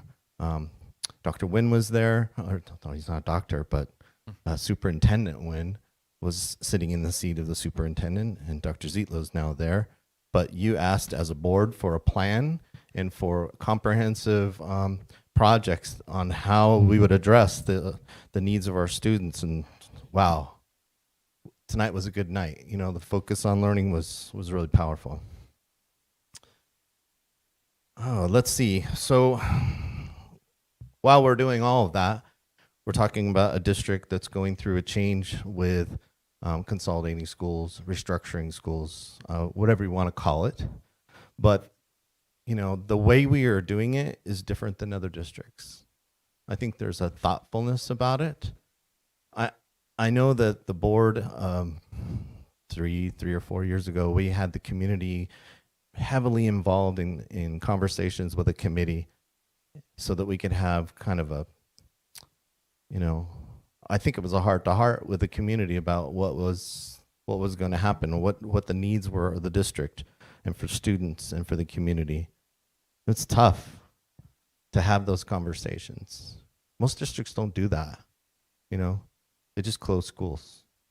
They do it in 3 months. and they don't have those thoughtful conversations. I know that you took a lot of thought to take a vote in June and took a lot of thought over the summer, and then you made a real conscious decision later, in the fall to do what you had to do. And I think it has something to do with, the way you exhibit it at the leadership level. You have to be the model for this change. So I appreciate the board being the model for what your high expectations are and what the plans should be. But I also appreciate how, working with Dr. Zietlow every week we meet, we've gone to Aloha to talk to the staff. You heard she's talked with students. She's talking to the administration. We are finding out what will meet the needs of those sites that are impacted by these big change. We're going to meet with Juarez very shortly and have the same kind of conversation so we can have a dialogue about what teachers and students and the community need to make this monumental change. In a couple of weeks after that, we're going to talk to the principals and the site reps from all the middle schools, because even though that seems a far plan that we're going to get to having 6th, 7th, and 8th in our middle schools, and that's a year and a half from now at the earliest, right? We got to plan now. We got to start asking questions now. And so the fact that we're sitting down with reps and principals to have the start of those really important conversations of process so that people feel heard, seen, and have their needs taken care of along the way, I think that's really important. We appreciate that the district and the administration work with the unions on how this change is going to happen, because ultimately it impacts students in the classroom. And everything we do is tied to negotiations and how the unions and the district work together. That's one of our mantras as far as the partnership, is that everything in negotiations has to do with student achievement. If we're not doing stuff for student achievement, and then we're not here for the right purpose. So, you would think that those small, they're big changes, but if we don't do it correctly, it'll have a very bad impact on our community and our students. And so I really appreciate the way we're doing it. At the same time, we're also doing a deep dive. Dr. Castro and I are doing what's called, you've heard this before, empathy interviews. We're doing those with special ed teachers. A couple years ago, we did 5th grade teachers across the district because we were looking at math scores, and you've seen changes in the math program. We did secondary the time after that. Last year we did TK. There was, we had a lot of issues in TK because TK is a new program. And so we did empathy interviews, Dr. Castro and I. She's able to work with the LCAP means, work with the administration, with the cabinet to make changes to address the needs. And then other things we take care of with MOUs or contract language. So the district administration and the union working together to make sure that we have success for the students. So we're doing the same thing for special ed right now. It is an onion, right? It's tough. Special ed is kind of like EL. Because it wasn't on the dashboard for a long time, EL's just, a lot of districts didn't pay them any mind, right? Put them in classrooms in the far end, didn't worry about test scores, didn't get them from 1st level to 4th level, didn't exit them out. It was a lost generation of many generations of kids. And so the fact that you saw statistics tonight that show that we're doing something about our EL population is huge, right? And as we're doing special ed, if you raise the floor, then your scores go up across the board. And I know we're not just about scores, but what we're doing in our to figure out these problems as a district is remarkable. So I've been asked to give a presentation in December about school closures and how to do school closures and how you go through that process without doing what we saw in San Francisco, where the union fought to keep schools open and probably wasn't the right thing to do. And then that it was destructive to the community. And so we've had to walk a fine line between closing schools, being a union, and making sure that we're taking care of the district at the same time. So we're going to present the ABC story, even though we're just kind of in the planning stages. If you're painting your room, let's say you're at home and you're painting your room, we have finally have the plan together. We are now getting the walls ready, covering the furniture. You're going to see paint in the next couple of years. And this room is going to look really nice. This school district, you can see the changes that are happening. This is a key time in this district. And it has everything to do with the board and the administration that you have. And I hope you renew their contracts, because you said how do we keep this going? You have to keep this team together, because this is making a difference. So anyway, I think the spotlight on learning, which was put together by Dr. Sue and Dr. Mayfield, was really a key component to make sure that you as a board continue to see the good things that are happening in this district. And it's really starting to bear fruit. So thank you for your high expectations. We're trying to meet them. But just know that, it's a team effort. Thank you.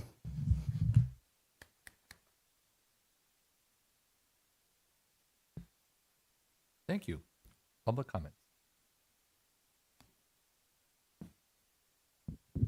Persons wishing to address the board should fill out a card located on the table by the door and submit the completed card to the secretary. Speakers will be called in sequence during the public comment section or prior to board discussion on an agendized item. The board shall provide 1 hour for speakers to address non-agendized items. Each speaker is limited to one presentation of 5 minutes or less. Those who have a group concern are encouraged to select a spokesperson to address the board. Should there be more than 15 speakers for non-agendized items, individual speakers shall be allowed 3 minutes to address the board. In order to ensure that non-English speakers receive the same opportunity to address the board, any non-English speaker who utilizes a translator shall be provided twice the allotted time to speak. Please remember that the board is unable to directly respond to comments made during the public comment section. In addition, the district does not verify the accuracy of the statements made during public comments.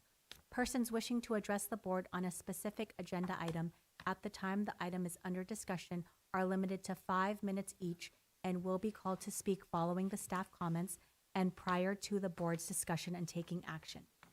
The board shall provide 30 minutes for speakers to address agendized items. Should there be more than 6 speakers for agendized items, individual speakers shall be allowed 3 minutes to address the board on the item. Adverse remarks about a person's race, ancestry, ethnic group identification, religion, color, national origin, sex, sexual orientation, gender, mental or physical disability, or age may not be made. Please avoid remarks or charges which reflect upon the character, motives, qualifications, or ability of any school district employee, regardless if the identification is by name, position, or other reference. Such comments may be presented through the proper administrative channels set forth in Bylaw 9323.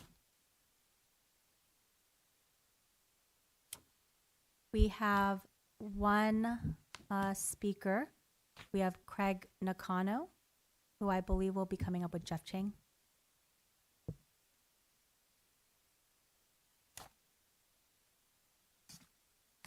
And if this is a group comment, I think you'll have 5 minutes. Yes, actually, we have some copies of our there's sort of a petition that we put together. I want to thank Charles Way. This is Charles Way. This is Jeff Chang, and my name is Craig Nakano. All of our children attend Carmenita Middle School, and so we are representing parents of middle school players of basketball across the ABC school district. I'll let Jeff finish out. Okay. Okay. Sounds good. All right. Well, thank you for your time, and I want to commend you on your stamina. Wow, I understand there was a closed session before this, and it's almost 10 o'clock, so I'll try to make this brief. Basically, we're coming to the school board tonight to really express our concern with the continued use of outdoor basketball courts for middle school games. And the reason for that is basketball, as you know, is a high impact sport. All of our daughters, I think, have played since probably second grade or even before. Some of you, I'm sure, may be familiar with these type of sports. Basketball, as you know, it's very common for falls, collisions, all types of things like that to occur. And of course, in middle school, the children are no longer really children. They're getting to be more full-size adults. And so they're running out their full speed on the courts. And so playing on asphalt, playing on concrete surfaces really greatly increases that chance of significant injury. So this past, in your packet there, the last page, I'll kind of refer to this. In this past season, we actually had one of our Carmenita middle school students hit her face on the ground. She suffered a broken front tooth in half and then facial bleeding as well. So the ambulance had to come get her. Actually, in that same game, my daughter was knocked to the ground probably a good half a dozen times. And after the game, she suffered a concussion. So I can tell you that that was something I took very, very seriously as a parent. But these aren't isolated incidents. These are kind of a systemic, they kind of identify a systemic issue with the safety on the outdoor basketball courts. And one of the things that Charles did a really wonderful job putting together this summary of kind of our concerns. But one of the things that we didn't highlight are simple things that you don't think of, like when there's a dry day and there's dirt blowing across the asphalt or the concrete. I don't know if you've ever tried to run as fast as you can and then try and stop on that court. You can easily hyperextend a leg, trip, slide into somebody, collide, and even though there's padding on the back of the steel poles, if you still hit those, it's a pretty severe impact. So I just wanted to make sure that we bring this very deep concern of ours as middle school parents to the board. We understand that scheduling indoor court time can be challenging, especially at the high school level because there's so many different sports. However, with only 6 middle schools and the number of games I think we played maybe totaled 7 during the season, compared to the Youth Basketball League in Cerritos, they have 24 games that are all played indoors. So we see that there's the ability to schedule this. And so one of the things that we really want to do is be protective and be very, very mindful of the safety and the welfare of our middle school students, especially as they're playing these very fast-paced, very physical games. One of the things that we also would propose is that the school board maybe work with Superintendent Zitlo to explore maybe even having these games on the weekends or in the evenings or at somewhere in the district where we might have the indoor capability to play a little bit more safe. Again, we don't want to compromise the safety or well-being of our students based on logistical convenience. So we're open to scheduling those games at a time where it might be allowable inside, working with athletic directors.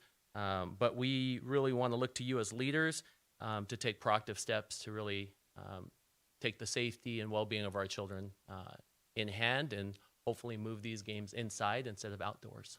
So we thank you for your time. Any other comments? Jeff? Yeah, so we are all, we have kids in ABC Unified, and we are all basketball family. I mean, the 3 of us been coaching since they were second grade.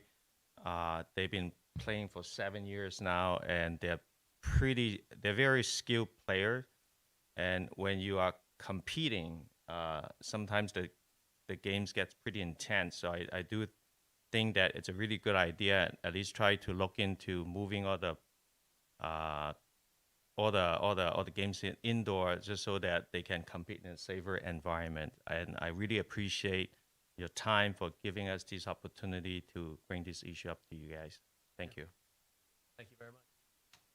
Mr. President, may I ask a clarified question? Sure. Can you elaborate? It's the Basketball League of the Cerritos Recreation Services Division. Is that the Cerritos Youth League? Do they play on our campuses? I think that was Charles. They play on, yes, on campus on like Cerrito High School and Whitney High School.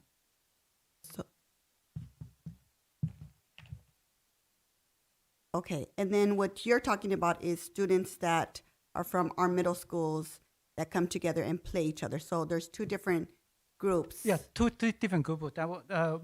Our concern is that the city can have the youth league basketball team to be held. I mean, to have their games indoor, and why can our middle school students cannot have their games on indoor? Okay, thank you so much for clarifying, because I'm not a sports person. I don't know about leagues, so thank you so much for answering the question. Thank you so much, and you'll provide us information. Thank you. Thank you very much. Yeah, so our superintendent will follow up. Yes. Thank you. Can I have a motion to approve the consent calendar? We have a second speaker. Oh, okay. Sarah Horta.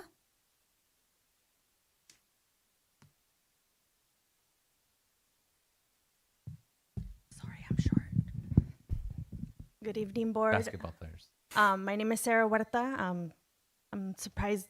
I wouldn't be surprised if my name is a household name to you guys right now. I seen all the presentations, and I've spoken many times. The LCAP presentation is an amazing program that we have been lucky to be part of. Our grades are going up, and this should really be part of your advertisement for ABC. You shouldn't rush to close schools without the proper advertisement. Just our grades alone should be on a commercial or advertising of people to come to our school district. But, you're saying that you're hearing our comments. You're not. Because at the meetings, we ask questions and we keep getting, oh, we'll ask later. Oh, we'll get back to you on that. Or, oh, I didn't know you guys had that at your campus. This is sad that we're speaking to you, we're asking questions, and you're very ill-informed on what's going on at our campus. And maybe other campuses too. So I ask you to please do not rush to close our schools, because you see the progress you're making at our campuses or at the schools in the district with your new programs. And it's effective. But what you haven't done is the research on why students in our area are leaving our campus or are selecting to go to other schools. I know, Mr. Nayola, you said you guys would look into it, but I'm not sure if you've actually seen the results of what has transpired of why students are moving to other schools. Did you see is because they have better programs? Is it, English learners who don't have that program at Aloha? Look at everything. You're not looking at why our students are leaving our area to go to other schools. Aloha is an amazing school. That's why we took 2 days to set up our trunk or treat. Parents came in and they donated over 300 pounds for our trunk or treaters. Our students had an amazing time. Our parents had an amazing time with our vendors that we brought in. But you're not seeing that. You're not seeing the small details that make us Aloha. You're not seeing the big impact that you're going to make on all our families. We kept asking about transportation. Now it's turned back to, we were told, oh, we will provide transportation. Now it's like, oh, well, if you live within a mile or more than a mile away from the school. We got these promises, and now it's like, oh, no, we'll have to check. But the data shows this. You guys really don't have any answers. You're rushing to close this school with no real answers. And you're saying you're trying to do this with dignity. You're not giving us dignity. Because at the end of the day, now the teachers have to figure out where they're going to go. And what? They're not going to have a place to go, and then you're going to say, oh, well, you know what? We really don't have space right now. You could turn around and turn into a substitute teacher. That's not, that's what I'm assuming that's going to happen, because you don't have space for everybody to go everywhere. But I ask you to do the proper research on everything, on our academics, and why people are leaving. Thank you.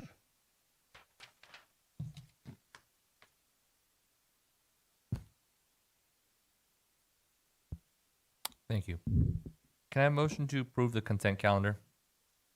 Tatiana motions. Is there anyone who wishes to remove any item to be considered separate? Did you get No. a second? Did Yes, you get I a believe it was second? Okay. Vice President. Sorry, I didn't hear that. Let me note that during the Student Board Representative Committee meeting, preferential yes votes were cast for consent items 3.2C, 3.3C, 3.4C, 3.5C, with a comment that these types of activities are beneficial for students. So basically, they did a preferential vote, and so that's what they consider to be particularly beneficial. And if there is nobody else pulling any particular item, I will call for a vote. All those in favor say aye. Aye. Any nays? The ayes have it, 7-0. Thank you. Action items. Can I have a motion to approve request to adopt Resolution 25-10, National Native American Heritage Month in the month of November 2025? So move Mendoza. Second, Noyola. Dr. Zietlow. Thank you. This evening, we want to share a little bit of the things that we have in our community that are part of just recognizing the fact that there were Native peoples here prior to us. And so we'll have a little bit of information, and then we as a board can read through the resolution. Good evening, Board President Nishii, Vice President Noyola, Clerk Yokiyama Bui, Superintendent Dr. Zietlow, our board members and esteemed cabinet and community. I have the privilege of sharing some information with you all tonight about affirming Native American History Month. So Native American History Month, the theme for this year is storytelling. And it's important to note that they're highlighting the importance of Native American stories, their histories, their culture, and also traditions. So during this month, it's dedicated to celebrating the history, the culture, contributions of Native people, while also raising awareness of some of the challenges that they still face. I had the opportunity to speak with Jesus Mendoza during the time we were going over the powwow. So a powwow is, it was a huge 2-day event in late August 23rd and 24th. And I believe you all have the pamphlets that were given to each of the participants who attended that 2-day event. And I think it's important to mention the powwow is the cornerstone of the Native life and not just a cultural celebration. And it's important to also note here where it shares that powwows are where intergenerational teaching takes place, where vendors and entrepreneurs support indigenous economies, where tribal members reconnect, and where pressing communities issues and discussed the indigenous people led. So it's important that we share with you all tonight this pamphlet where the powwow, it's the Hawaiian Gardens 25th annual friendship powwow. So within the pamphlet, you'll see the head man and woman, the spiritual leaders, the master of ceremony, the directors, the firekeeper, the hailing company, the horses, and there is a video that also shares what was found on FEDI's campus. I had an opportunity to view that myself. It was great. I should have put on my tennis shoes to make the walk over, but it was awesome to see all of the artifacts that were there, to take pictures. And this is just a brief clip that speaks on what was found on FEDI's campus. And you guys are more than welcome to view that. It is embedded in the video and the slides as well. And like always, it's important to share resources with each of our schools so that our teachers and our students are also informed of the rich culture and the history of our Native Americans and the history that comes along with that. So we've curated some resources for secondary as well as for elementary so that during the class time they are able to share videos, and have an opportunity to go over facts with their students. And that's all. Thank you.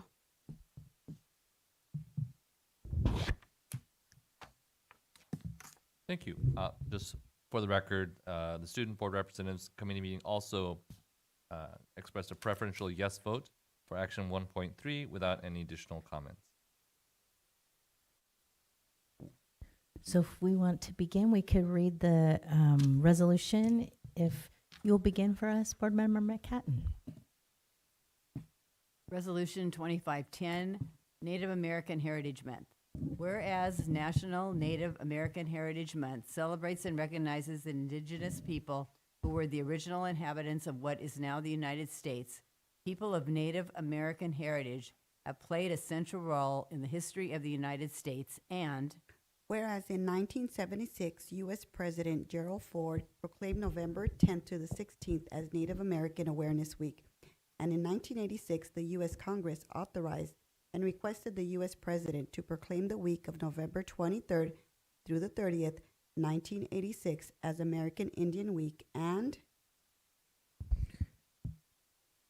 whereas beginning in 1990, the month of November was designated as National American Indian Heritage Month, and the proclamation of U.S. President George H.W. Bush in 1980 acknowledged that indigenous peoples developed rich, thriving cultures as well as their own systems of social order before contact with the European settlers, and endorsed self-determination for indigenous peoples by reaffirming support for increased Indian control over tribal government affairs, and whereas U.S. President Barack Obama designated each November as National Native American Heritage Month, so from November 1st to the 30th, 2024, the United States celebrates National Native American Heritage Month, and whereas the ABC Unified School District is located in LA County, which is land sacred to the Native Californians, including the Gabrielino Tongva, Chumash, and Kiz people.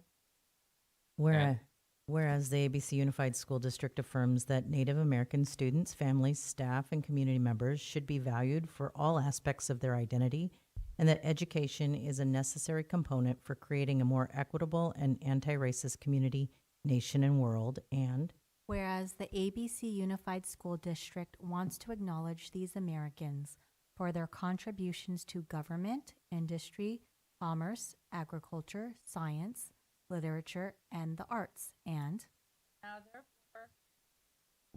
now therefore be resolved that the Board of Education of the ABC Unified School District celebrates National Native American Heritage Month in the month of November 2025. Are there any public comments on this particular item? there is none. Is there any discussion regarding this item? Board Member Mendoza. just a question. In the past, have we made an effort to purchase books and give to our schools so that the schools and the teachers have a library to present during Native American History Month? Yes, they're part of the MyOn that we provide for schools. We specifically point out which books are on there, as well as the diversity book fair. We make sure to point out which of the books that are in that book fair, because not only do the kids are able to select it, but the schools get to keep that for their libraries as well. Any books that were not selected by the students, but if there's specific needs from our school sites, Dr. Balbuena, of course, will reach out and make sure that we're identifying what those needs may be. Okay, thank you so much. I think it would be amazing if we could, if every teacher could have a library to read to their students. I think it's important to have literature that reflects, and also for our Native American students to have literature that reflects them in the stories too. Thank you. Thank you. Dr. Rios? Thank you, Mr. President. I just want to say that I appreciated the land acknowledgement. I noticed that that's kind of become common practice.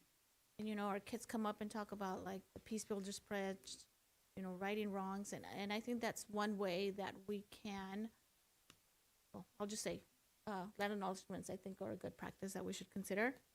The other thing is just to praise the powwow. I think I mistakenly said that it happened at Ferguson. It used to happen at Ferguson, but this past year I was actually at Betty. But it was an excellent event. It's really nice to see such a vibrant heritage being celebrated. So next time it comes around, I encourage all of you to attend. I know a lot of you did. Thank you. Vice President Noyola. Thank you, President Nishi. I also want to echo what Board Member Rios. Please check out our powwow. This last year, the powwow was sponsored by community, and local tribes came out and put this powwow together with support from the City of Hawaiian Gardens, and our students got to learn a lot about the indigenous groups that were here before, like Mrs. Harris mentioned at FEDI. They did find Gabrielino remains, so it is a historical site, and we do have a indigenous freedom walk where you can go and get some exercise and also learn a little bit about the original caretakers of this land. So thank you. Thank you. Yes, I got to attend that, and it was an amazing event, actually, just seeing them celebrate people and their land, and with a totally different mindset. And I think that's what will make this whole country better, where we don't just think of one mindset, we think of different thoughts and different ways we can approach the same issues and tolerate and accept and grow from all that. That's how peace is made. So without further ado, I'd like to make a vote. All in favor, say aye. Aye. The ayes have it, 7-0. Thank you. Can I have a motion to approve revised board policy and administrative regulation 1312.3 uniform complaint procedures? So move Mendoza. Second. Dr. Frazier. Thank you, Mr. President. We're bringing forward revised board policy administrative and regulation 1312.3 uniform complaint procedures. We recently had a federal program monitoring, or FPM, review, and these edits were required during that time frame to update our policies, our both board policy and administrative regulation.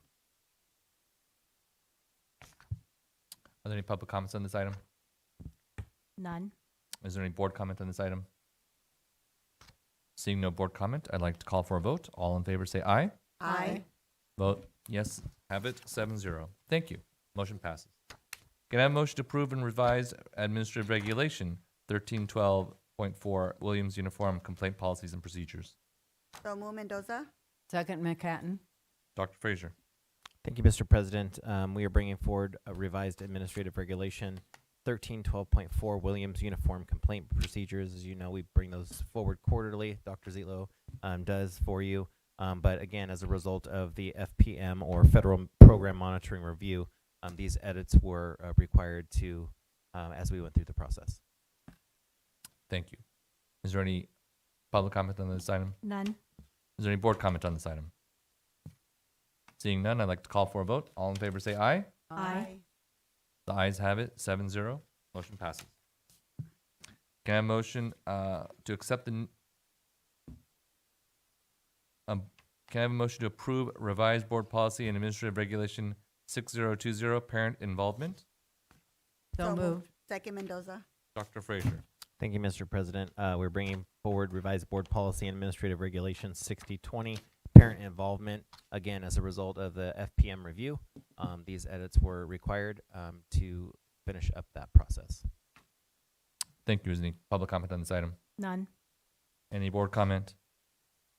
All in favor say aye. Aye. The motion passes 7-0. Thank you, Dr. Frazier. Can I have a motion to accept the new boundary report prepared by MGT for the homes in the Aloha and Juarez Elementary School areas? Tatiana moves. Second, McCatton. Mr. Nguyen. Thank you, Board President. Good evening. So at the last board meeting, the board approved a contract with MGT Impact Solutions to assist the district in preparing the boundary for the consolidated schools that are the Phase 1 schools, if you will, which Aloha and Juarez are part of that. So they have prepared the report, and tonight we have Mr. Esau Hoya with MGT to present to the board their recommendations in terms of the new boundary for the consolidated schools within the Phase 1 of the process. So with that, Mr. Hoya.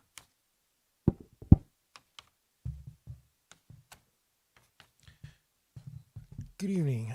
Yeah, my name is Esau, and I'm from MGT. I'm gonna be presenting those the school board, the revised school scenarios here that are up for discussion. So, could you guys hear me? Okay. Perfect. Okay, so let's just move forward and just give you a little idea of what's on the agenda for tonight.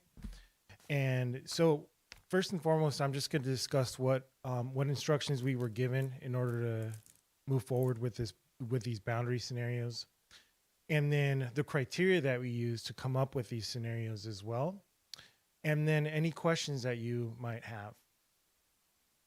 So the board, as you guys all know, you approved the following: consolidating Aloha and Juarez for the 26-27 school year. So we need to come up with a plan effective fall 2026.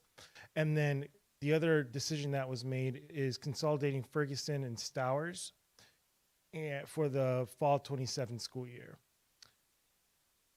And so what we did is we obtained your student data and we mapped it. So we were able to determine which areas and where each student lives. So it's essentially, we're using GIS technology, geographic information systems, to set up the boundary data and map the student data as well.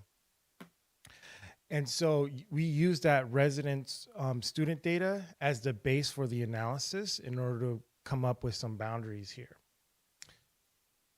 And we reconfigured the boundaries in two phases. So phase one, which will be the discussion item for tonight, is the consolidation of Aloha and Juarez for the fall 26 school year. And then phase two, which will be discussed at a future date. So we created the attendance areas based on resident students, so where students live, just to promote the neighborhood school concept. And to that note, what you see on this slide is the criteria that we used. So we try to give that approach, base it off resident student population, resident students, where they live, and what their closest school is, to come up with that neighborhood school concept. And we try to create as much of a compact attendance areas as possible, just so that the attendance areas are easily understandable and geographically compact. We also try to balance resident student population counts amongst the schools that were affected. And to that note, we try to keep the adjustments specific to localized schools or schools that were right next to those schools that are due to be consolidated. Again, phase one, which I'm gonna go into detail tonight, is the consolidation of Aloha and Juarez, therefore showing you what the boundaries look like, proposed boundaries look like with the consolidation of those two schools. Phase two will be discussed at a future date. And lastly, we took into account the fact that this is more for phase two. All elementary grades are going to change to TK5. So let's get more into detail with the phase one consolidation. And just want to show you how to read this map or how to make sense of it. So the black outlines are basically your existing boundaries. The colors, the colors that are filled in are the proposed boundaries. So in this example, on the left, you see your existing boundaries with all the schools open. You see that the black outlines perfectly align with the current boundaries. On the right, you start to see where the changes are happening. So the black outlines don't necessarily align with the school coloring there. And so on the right is where you see the black outlines have the existing schools, and then the color fill is the proposed boundaries. So with that in mind, let's move forward and just show you, let's discuss Aloha a little bit. which is your school to the south there. On the left, you see the current boundaries. On the right, you see the phase one. What that area will look like once the school's consolidated. So, in essence, Aloha is being absorbed by Willow, Palms, and Melbourne. And what you see here is that Willow is absorbing the part of Aloha that is west of Pioneer Boulevard. You could see how the Willows line runs along Pioneer Boulevard there. And then east of Pioneer Boulevard, south of, forget the street name there, but is going to be absorbed by Melbourne. And so, which is the yellow shading. Willow, what you see there are numbers in terms of TK6 population as well. Willow with the proposed phase one boundaries at 596 TK6 students. Melbourne at 521 TK6 students. And then you see Palms is also going to absorb some of that Aloha boundary there in the red. You also notice that there's a segment of the boundary which is part of Artesia High School there in the north, that where Palms is absorbing part of Willow's area. So the decision was made just to do that adjustment, to just make those areas a little more geographically compact and just more easily understandable, and just promote that compactness a little more in that sense. So this is what Aloha looks like. The current population and the boundaries on the left, and phase one on the right. Let's talk about Juarez a little bit here. And Juarez, you see the current boundaries on the left, and with the TK6 population there. And you can see what the shift is in phase one. And so what you'll notice is that part of Juarez is being absorbed by Burbank, which is the brownish yellow color there south of 91. And then a good portion of Juarez the rest of it, in fact, is going to be absorbed by Kennedy. And so it's taking up Kennedy is taking a large portion of the population. In order to offset that absorption of Kennedy north of the 91 there, you'll notice that south of Alondra Boulevard is where Burbank is absorbing part of Kennedy's population there, just to balance things out a little bit in terms of resident student population. You'll also notice that north of the 91, there's Nemes that's absorbing part of Burbank down to the 91.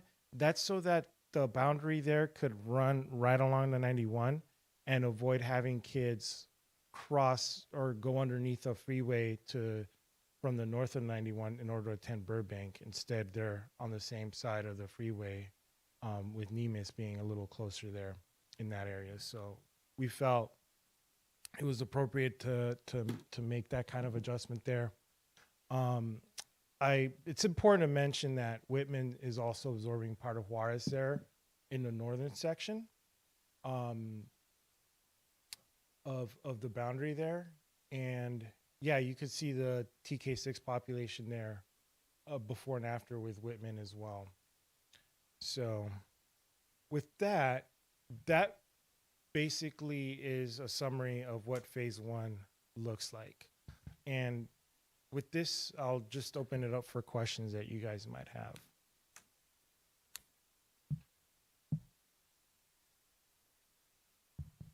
Are there any, couldn't we actually have public comments first? Public comments? I see none.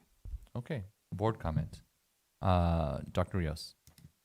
Hi, thank you. The only thing that came up for me is that capacity. I mean, I know at one time our schools were able to house a much greater number of students. But are we still at a point where the students can comfortably, I mean, I'm looking at, you know, numbers closer to 600 when right now they're nowhere near that. So I don't know if that's a question for our Thank you. consultants. Thank or- you for the question, Dr. Rios. Please note that the number of students reported up here, they are resident students. This is before the impact of school of choice. This is assuming that all students that live within the boundary goes to the homes. And we know that that's not the case. So school of choice will create a different enrollment situation on each of our schools because of that factor. And because of our current school of choice policy, that would allows parents to have choice in where they choose to send their children within the boundary of ABC should their capacity. So let me answer the question directly. Yes, if all these resident students choose to attend their home school and resident school, there is sufficient capacity to house them. And with school of choice, we will work with also that process to ensure that the schools are staying within their capacity through this process. Thank you. Board Member Mendoza. Thank you, Mr. President. So I'm looking at Juarez, phase one, and I'm just a little bit confused, and maybe you can help me. You can clarify this. So if I live, and I'm looking at Nemis area and the part that used to be Burbank, but now is going to Nemis. So if I live on 169th Street, and they'll probably understand this a little bit better. If I live on 169th Street and I previously was assigned to Burbank, now I'm going to Nemis. Does that mean if I'm a third grader that now I'm changing schools, or is this just for our incoming students? Thank you for the question, and we have got many of those exactly the same. This is only for new students. So due to this adjustments, we taking this chance to balancing our schools.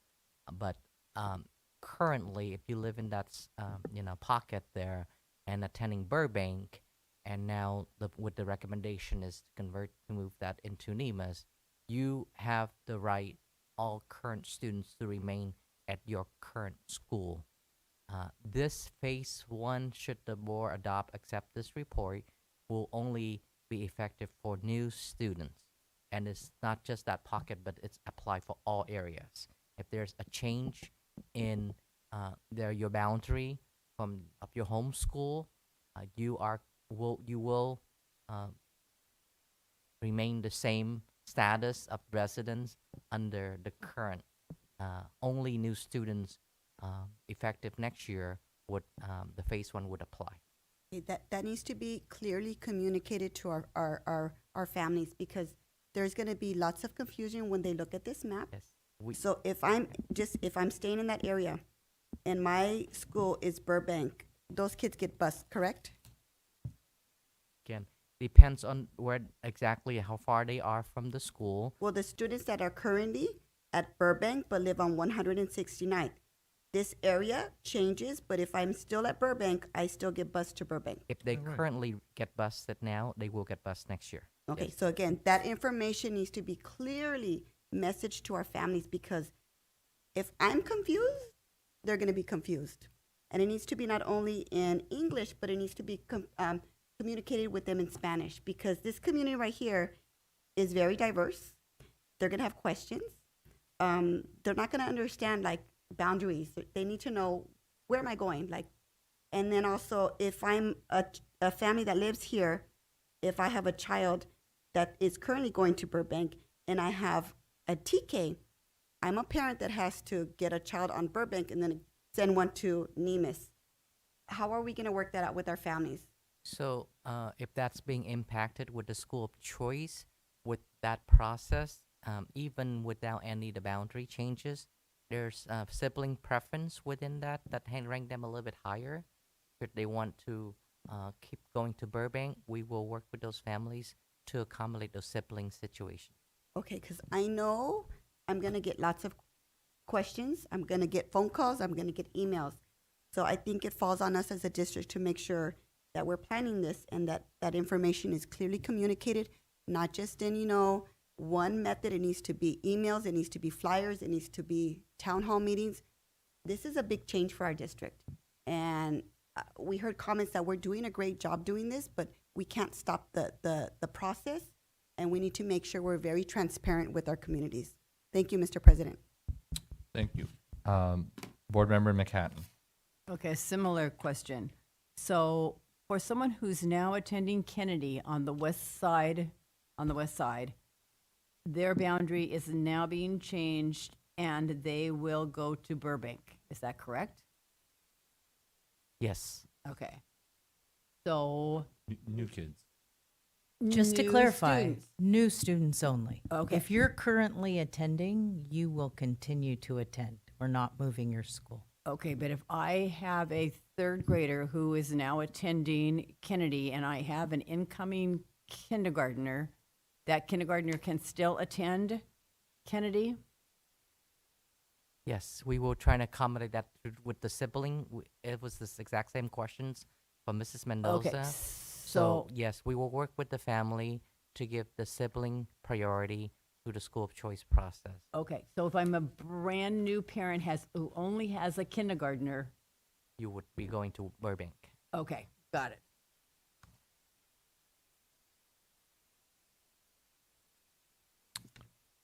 Thank you. Board Member, actually, Vice President Noyola. Thank you, President Nishi. I have two questions. My first one is with the Juarez students, the 34 that would be going to Whitman, given the current capacity or the current enrollment, do we have capacity for the additional 34 with Whitman being close to the facilities cap? Yes, we do. As you can see here, Whitman, even with the change, will only have 323 resident students. So their capacity is a lot higher, and that's why they were able to take on school of choice and inter-district permit. So the answer is that yes, we are, once adopted by the board, accepted by the board, we will be working with the individual schools to ensure that we are in the process of doing staffing and projection for next year also. So once this accepted by the board, and we will incorporate the projections in with the new boundary to ensure that the students are there with there's capacity within that. Thank you. And my second part, Wait, I know there- this. So there's one more point I want to make. I apologize, Mr. Vice President. And as you know, with the phase 1 and 2, next year there could be some impact with our schools, but the year after that, 6th graders are moving on to middle schools, so there will be extra capacity, of all of our elementary schools. So, we will work with a short term, which is next year, for Burbank and Kennedy, and then a longer term, which is understanding that there will be additional capacity due to the phase 2 reconfiguration. I apologize. No, thank you. That was my concern with this coming year. My second part is, I know these are proposed boundaries, but is there any new boundaries being put into new schools that will need busing that you guys can start sharing now? For example, this north end of Whitman, I know it's just shy of a mile in and over a mile. So would this neighborhood get a bus? Yeah. So we will communicate again with all the families and our current board policies with regard to the 1 mile and the 2 miles and all of that. So we have should the board adopted this, we already have the preliminary calculation on which families a resident would qualify under the current policy for transportation, and we will communicate that to the families. And with that same process, we will be working with to create, if we need to create a new pickup location, would be location that would be ideal in terms of safety and proximity with the families. So should the board adopted this, then we'll start that process, communicating with families who qualify for transportation, and also work to determine the best location for the families. And each area Thank you. have their unique needs, so we would need to be aware of that in working with the school to determine the ideal location and also to promote attendance, right? We were told that there's an area, an apartments area in Aloha that if you have a bus there, you can pick up a lot of students to go to the new homeschool. So we'll be looking at all those factors, working with the community to create within the current board policy the busing services for our new students. Thank you, Mr. Nguyen. I need to have a motion to extend the meeting by 1 hour. Second. All- Someone Mendoza. All in favor say aye. Aye. Right under the nick of time. 1 hour. Go ahead. You have any further questions? No, thank you, Mr. Nguyen. Board Clerk Yoko Yamabui. Thank you, President Nishii. And I would like to echo the comments by Vice President Noyola related to the transportation, busing concerns. I know that when we were reviewing public comments over the past few months with our community members, transportation for our children was of paramount importance. I've seen material that we've passed out to our families, and it does note the district policy of the 1 mile. We obviously need to be a little bit more understanding in these circumstances during our transition period, and I would express that we focus on the community engagement to ensure that we're meeting all the needs of our families, at least, immediately for what we can do in this next year. Thank you for that. We will, of course, incorporate that into our part of the transition plan. To if we need to, we hear you loud and clear. Accommodate families to ensure again the least disruptive transition with their families. Even if we need to go above and beyond the board policy, we do recognize that, and we will do everything we can to accommodate the families. And additionally, we have community partners, civic leaders who've come and asked us what they can do to help our district. If there are additional crosswalks, safety measures that need to be taken by the city, I want us to examine those and express those to our city because they've indicated that they're willing to help. Yes, ma'am. Thank you. Board Member Yu. Thank you, President Nishi. Just looking at the map, I felt like, oh wow, it's like one school. 3 schools kind of absorbed that one school that was being consolidated, and just the map looked cleaner. Yeah, but what was more assuring was using the geocode, and I didn't 100% understand it, but just it's reassuring to know that you went through the addresses, the residences, and the student population, and use that as a backup to draw the map. So, yeah, thank you. It was good. Thank you. Board Member Mendoza. Thank you. Just to follow up with the buses, I mean, I'm looking at the map and I'm looking at Willow and Aloha. Like the furthest point, they have to be more than a mile away. And I know when we had our discussions, that was a commitment that we made to our community. I just had a quick question on the boundaries. Going from Aloha, this little section, I can't, this little section right here, this little tiny red section. Why did we make that Willow? Because I see that that little point right there, they're gonna have to travel. I mean, just looking at it, do we have enough buses, Mr. Nguyen? Yes. Are we gonna have enough buses and bus drivers? Because this, to transport our families and our students to, I'm just thinking like after school programs, activities, like how are our families gonna travel that far? Yeah. The answer is yes. Again, within the board policy, we will be, we have some time to plan between now and next fall, August.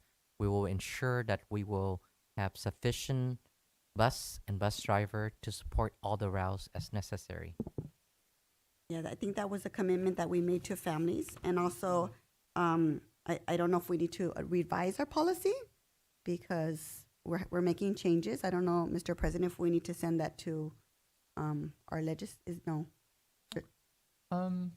Yeah, that might be need to change to the legislative review committee. I think that would be important. And just the last question, is this like the last one, final draft, or do we have other ones? This is a final draft. And if I can clarify that Palms to Willow area that you were discussing, part of the logic there is having avoid kids crossing Pioneer Boulevard to go to elementary school, which could pose a safety issue as a major boulevard there.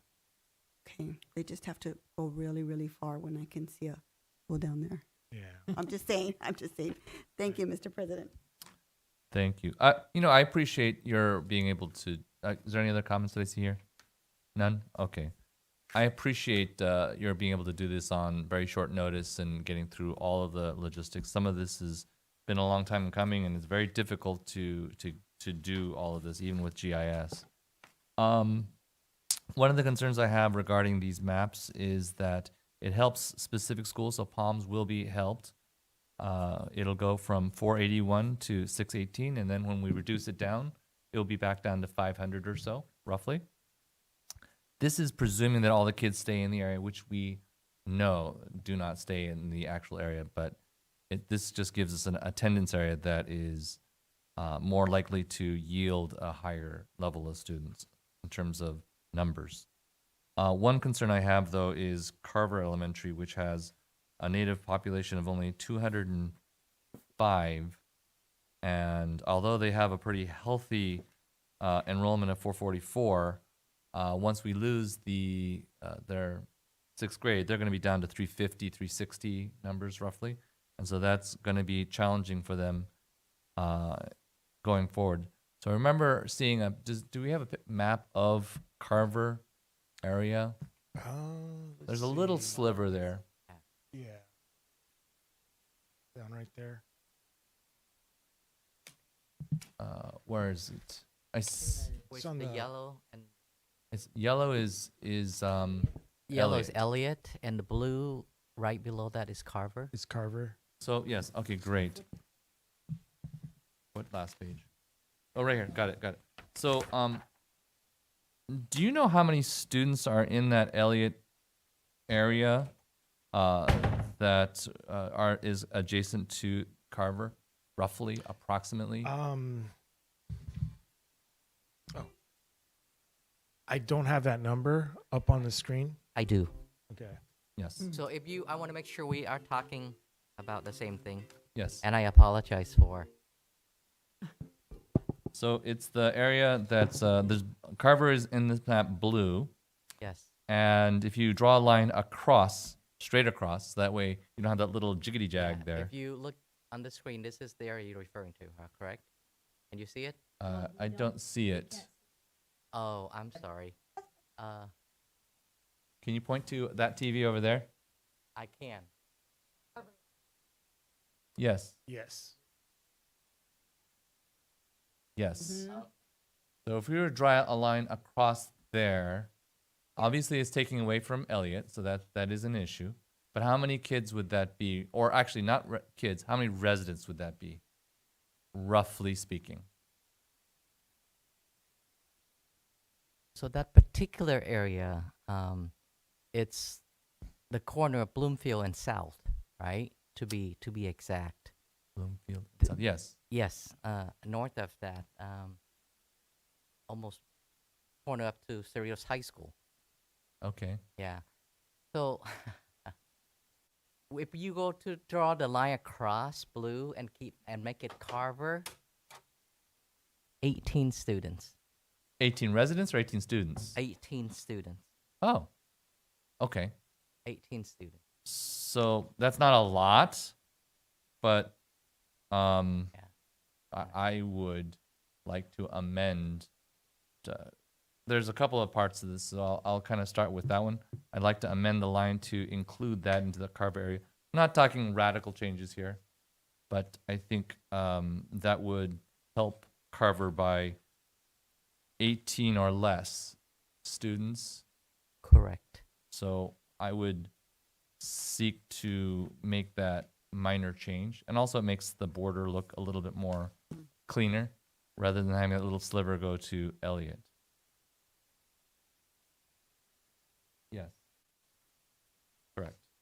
So instead of that little yellow jiggity jag going south, we draw the line straight across. And so that, Yeah, we do because see it on what would here, yeah. happen basically is your neighbor is going to go to Elliott and you go to Carver, which wouldn't make sense to some kids, particularly if you're playing in that area and you have these kids.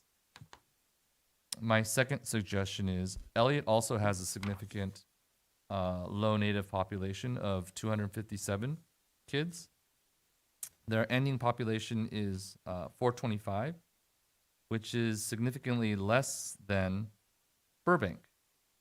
Burbank has 307 in its native population, native resident population, and they have 421. Actually, 421? Yeah, 421. So they're actually, take that back. They're about the same in terms of actual enrollment. But my proposal would be to increase Elliott going into Kennedy's, Kennedy's area, basically. I think we're confused. No, actually. Burbank.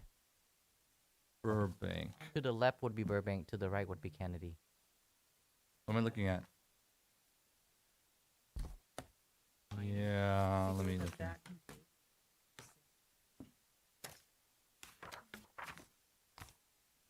What am I looking at?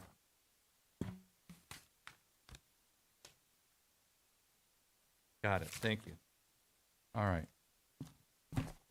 Okay, so this is phase one, and we're extending out. And so there's an area here and here. Can I borrow that pointer? All right, I'm just going to walk over there. Can you move it over? The last map? On the back. Right here. This map. Okay, so we have Elliott. Elliott has a small population. Burbank has a 530. That's the native population. Burbank is 536. You guys only have 200. That means this school, when reduced down to sixth grade, they're going to lose 100 kids. They're going to be down to 300 kids again. And I don't want to be in the same situation. 5 years, finding enrollment, smaller schools. We don't have to do, but that might be a thought.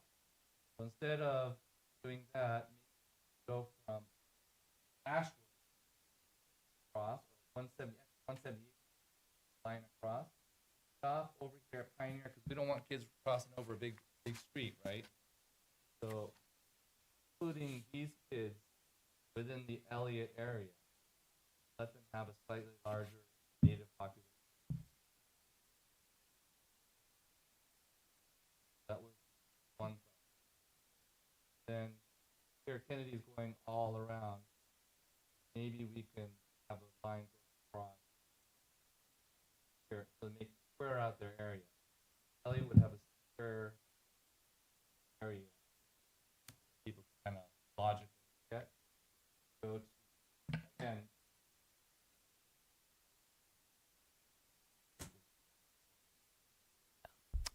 It's either Rose or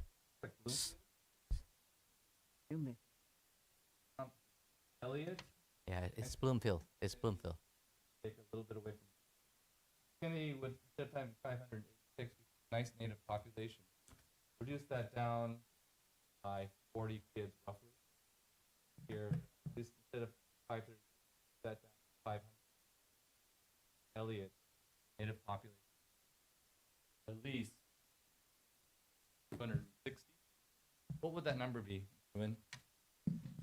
So I want to make sure that we are looking at, if you can look at this map, then I want to make sure I The one you're understand pointing your at we can't request. see? You want us Okay. to move? No, you So I want to make sure that we are saying the same thing to ensure that. Like, oh, yeah, sorry. I apologize for this. Okay, so this area here, that you are, where's my pointer? The pointer doesn't work on the TV. So basically, 178 and 183rd, Bloomfield and Elaine, this area, you want to be Elliott now instead of Burbank. Correct. And How then many residents are in that area? how many students resident would be about 48. 48, okay. If And on you the other want side? to move this across all the way here, yeah, right? Wait, how far? No, not all the way across. Th- No, yeah, just to make it Yeah, square. just that square. And It's the also we same don't wanna because this cross- is, if you know, this is the town center and the performing arts center. This is all business anyway. Or this sliver, if you want to do this way across or just here, Just there. it's about, I want to say 15 students, not a whole lot. Okay, that's fine. So you can, because on your other proposal, you're losing 18 students to Carver from Elliott. So now they need to gain, or they don't have to, but you know, this, they would pick up about 40 plus students here and about 15 students here. 60. Yeah. And they would lose 18, so 18. it would be roughly a plus Correct, of 40. yeah. So you can do it either way to Bloomfield, or you can do it all the way across, because this is all business anyway. This is the town center. There's only some residential here.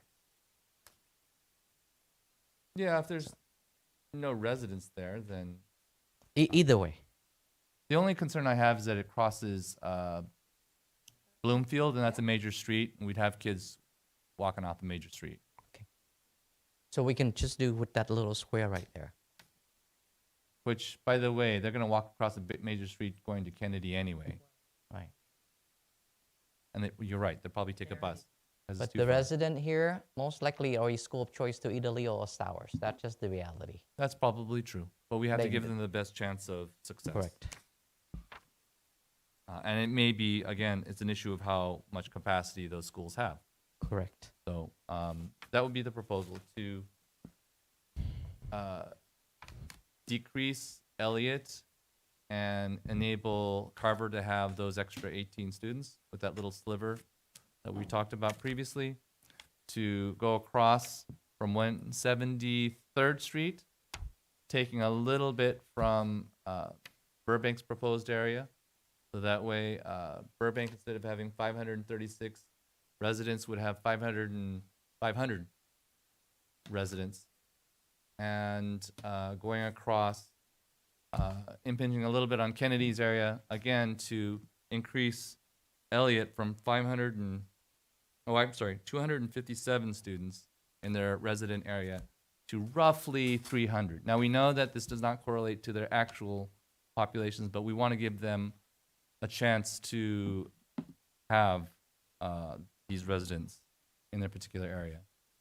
That's correct. They may all school of choice out, that's their choice, but it gives them the chance as residents to go to Elliott and or go to Carver.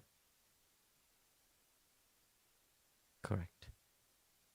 I think this would be better for the long run in terms of when we know that populations will decrease, these schools will have a fighting chance to have a population of kids. So with those adjustments, are there any further actually, I have another comment. So Board Member Mendoza. I do. So if we're gonna look at, I would like to make a different one. Because I mean, if you're proposing that, I mean, I didn't know we were gonna start changing it. I thought we were just gonna accept it. Well, I'm making a proposal that we do it now, so that way we don't do it again in 5 years and have to consolidate another school. That's my thought. I'd just like to make a comment. And so, yeah, this could be discussed tonight. I will say that there is a phase 2 will come, and so maybe perhaps you guys might be considering these changes for phase 2, maybe. So it could either be phase 1 or phase 2. Just want to let you know there's still phase 2 to be to go through, and so yeah. But phase 2 is going to go over Stowers and Ferguson. And so the logic will be, unfortunately, what will happen is kids will be double changed, and I don't want to do that. I'd prefer there to be just one change. Right. And so if we did it now, we moved borders, and then we moved in that area a second time, kids will be confused. You know what I'm Right. saying? Yeah, so our goal is to just, and even with this phase one and phase two, our goal was to avoid kids moving twice. And so if, whether it be this time or next time, or the phase two, with these changes, we would make sure that they just move only once. Right. So do you have a plan today and now to substantially expand the native population for Elliott? No, that was not discussed in any Okay. scenario. So yeah, And I will say that. do you have a plan today and now to, I'm only talking about 18 residents or 18 kids, Right. but also to get rid of that weird little corkscrew there for Carver. Yeah. And so the idea was to keep the changes at a localized level to minimize disruption. That was the whole idea behind just changing the boundaries for those neighboring schools. If the board would like to explore other areas, we're more than able to explore the other areas. So I'd like to make these specific changes for now, and then if you want to revisit it later, we can do so. The kids won't be actually attending these schools for another year. So if later on the board decides to make some changes, I'm acceptable with that. It's just the issue right now will be also school of choice, which we're going to be voting on next as well. So this is all in combination with, if we approve this map the way it is, with the changes that I've suggested, and the school of choice policy, which will enable people to, from the affected schools, to have a little bit better chance of getting to the school they want. So are the amendments, so I have the amendment. Is anybody wishing to second that amendment? I will second. Okay. I'll call for a vote. Maybe roll call.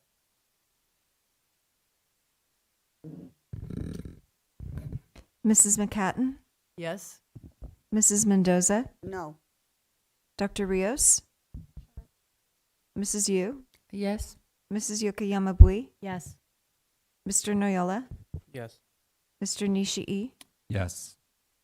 Motion passes 6-1.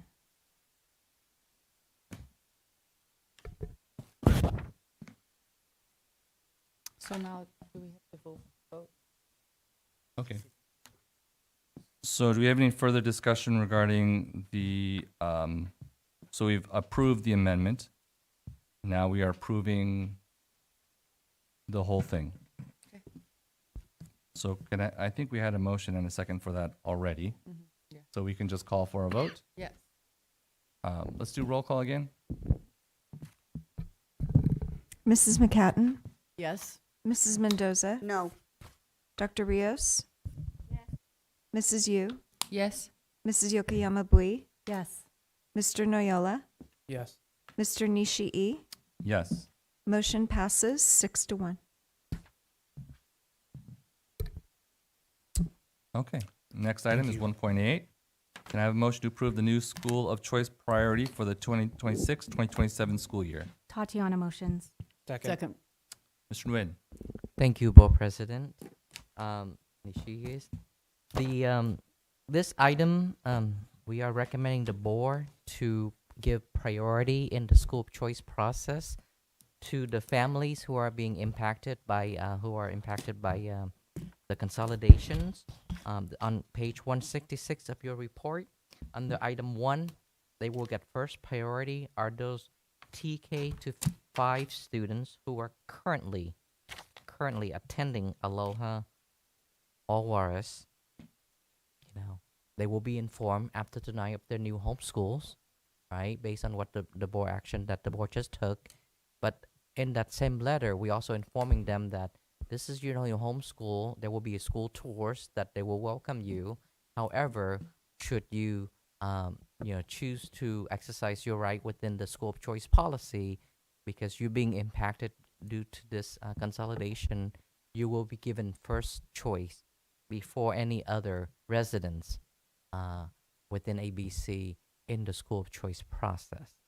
So this is our recommendation, consistent with what we have given, indicated and said in the past. that we want to support these families who being impacted with the consolidation. I want to make it clear that it means that within the school of choice process, just because you have a priority doesn't mean that you are guaranteed to be accepted into your school of choice.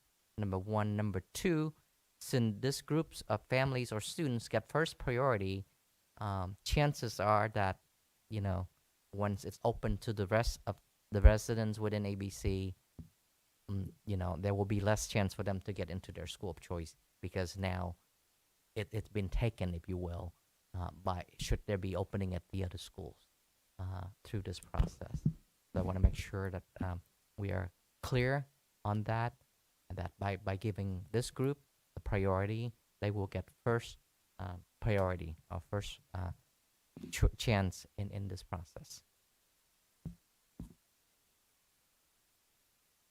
Okay. Is there any public comment on this item? None. Is there any board comment? I see Dr. Rios. Thank you, Mr. President. So yeah, I have an issue with that because that was the one opportunity, right, when we said that we were going to close these schools, was that we were going to give these kids the school of choice option. They were going to get priority. And so that was my question about capacity. Like, I don't want a child to say, okay, you know, they're closing Aloha. Now I want to go to whatever school, and oh, sorry, there's no room. Like, we need to make accommodations so that they absolutely get priority and get placed at a school of choice. The question that's also come up is, are we going to differentiate between students whose home school was Aloha versus transfer students, or are we going to treat all students alike? Because I would say that if there is going to be a capacity issue, then priority be given to the students whose attendance area was Aloha or Juarez. Yeah. So thank you for the question. So I'll try to answer both of them, right? So the recommendation is that all TK to 5 fifth students who are currently attending Aloha this year, right? Of course, there are resident students, but there are students who from other school within ABC that are school of choice into Aloha. Our policy is that once you are accepted to a school under school of choice, this now will be your new homeschool. So we want to treat them the same, right?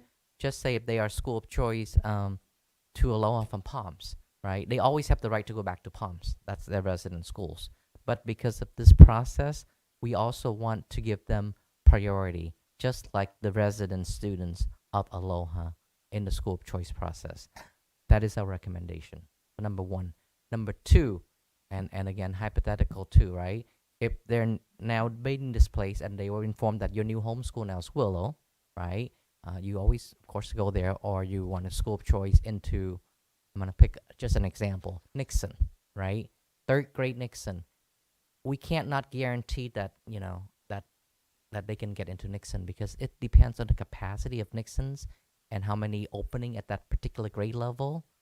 You know, we have to look at all of that, because again, that now being reserved for those resident student of Nixon's and those who are a school of choice into there. You don't want to displace them because of this. So I just want to reiterate that we will give them priority should the board approve this, but that doesn't mean guarantee placement. Number one. Number two, we want to treat all students who are currently attending the school and give them the priority. So I'm going to have a problem with that. I'm going to, and I hope my colleagues can support me on this, that we said that we would do this for these families. And so we can't now start to set up barriers about capacity. We're asking them now. And so if you're going to need to open up a new 3rd grade class because you now have X amount of students who are choosing to go to Nixon, then we need to do that. So again, we don't recommend that, because I'm gonna explain or play out the scenario, right? It could be the same thing happened, that they want to go to Nixon, Leal, Whitman, Stowers, and now will we open an extra 3rd grade? Play out the scenario at all of those schools. We won't. It's not possible.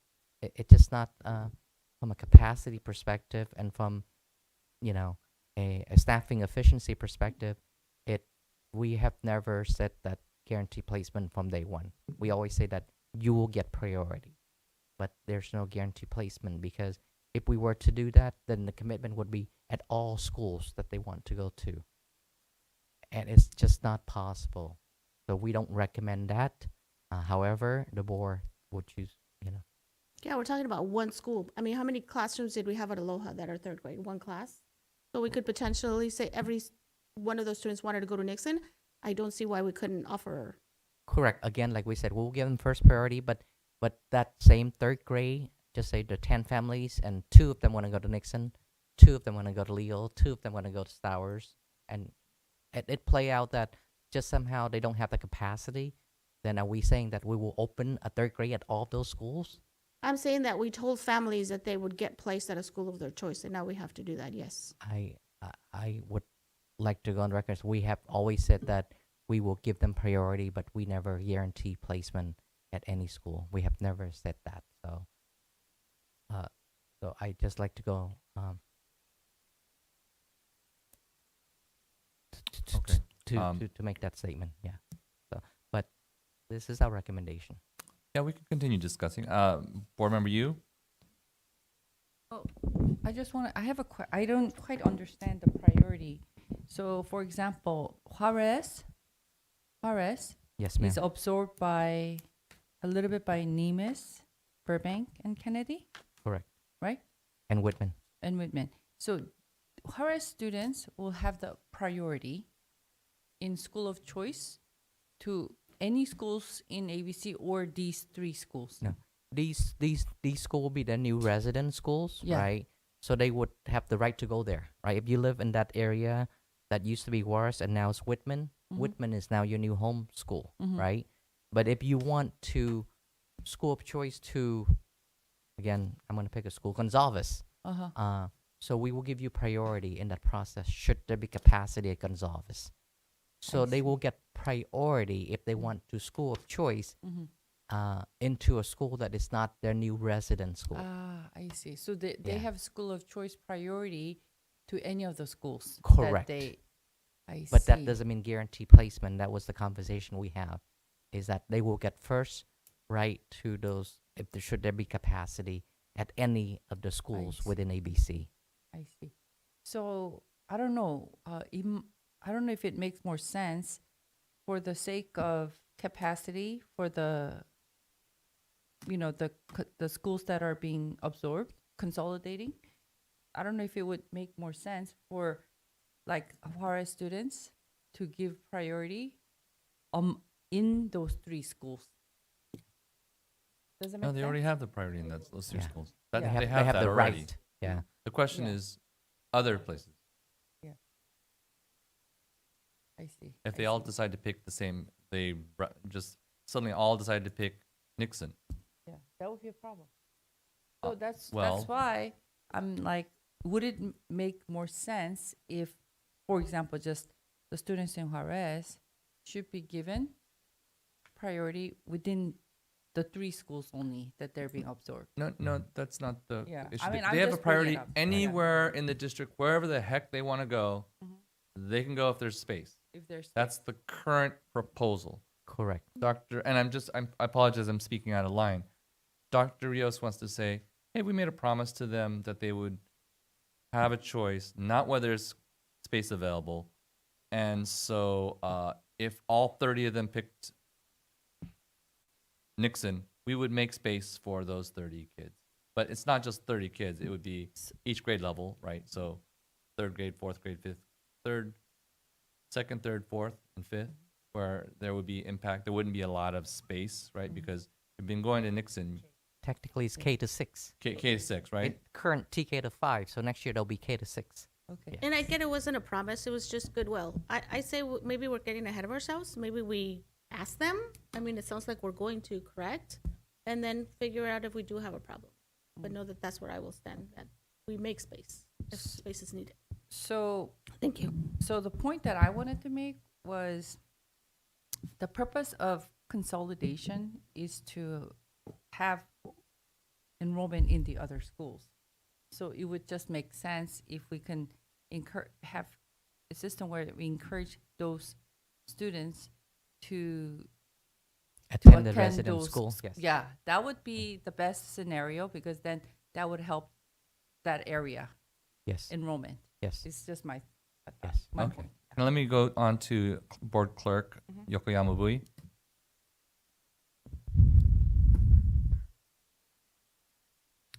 So, as we've discussed, there's been numerous considerations on what we could potentially do, and it was all potential when we were discussing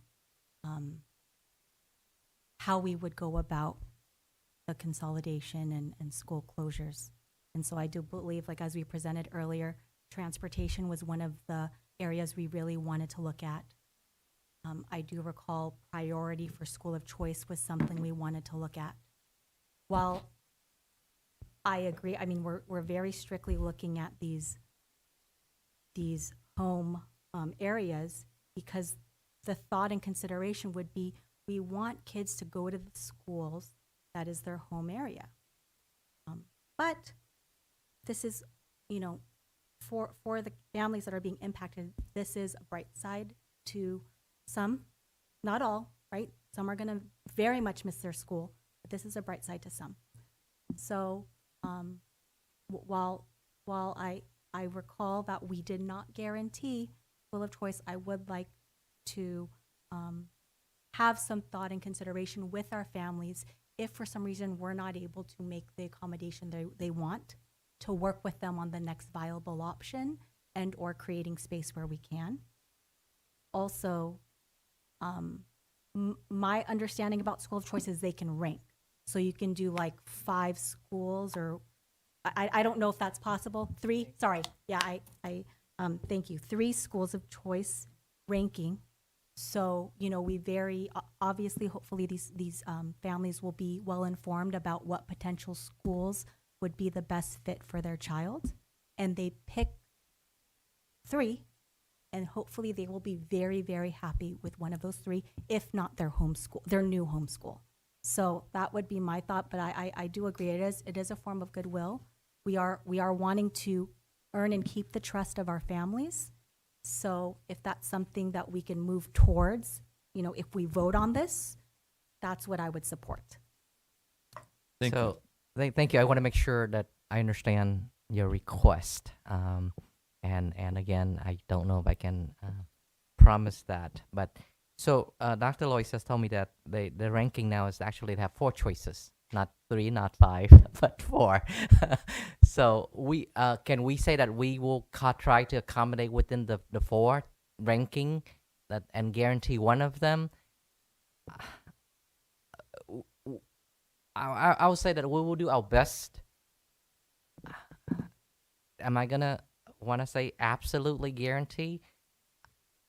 I'm reluctant, but if that's the direction of the board, yes, then we will do that. But it's fair to say that you don't get your first choice, you don't get your second, you get at least you get your 4th, right?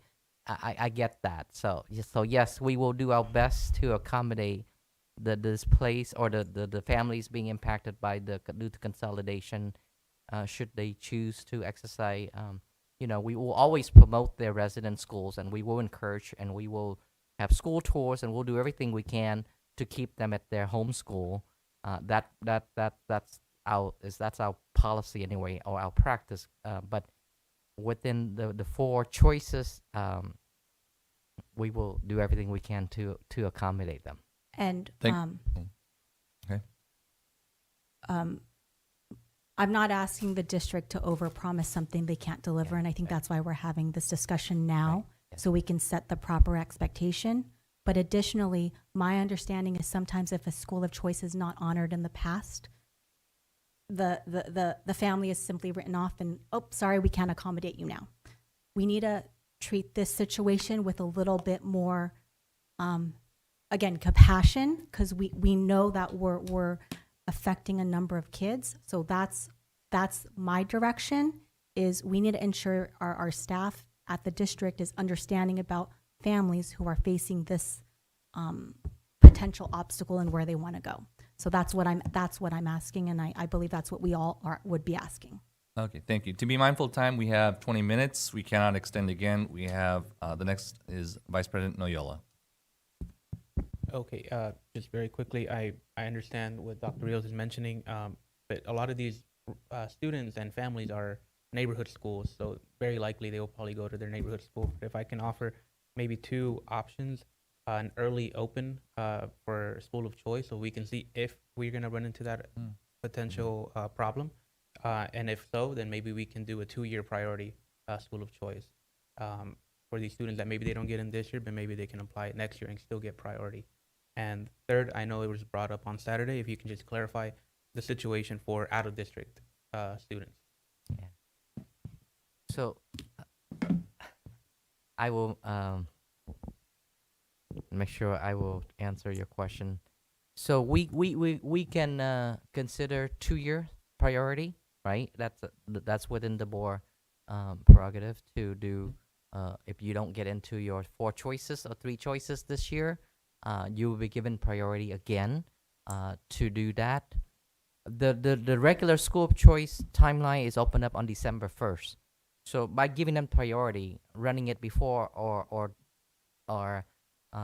simultaneous with the school of choice school of choice process will give the same result. They still get first priority without making a 2-step process and capacity wise, system wise, we will not be able to do that. But they still get the same result with the same process.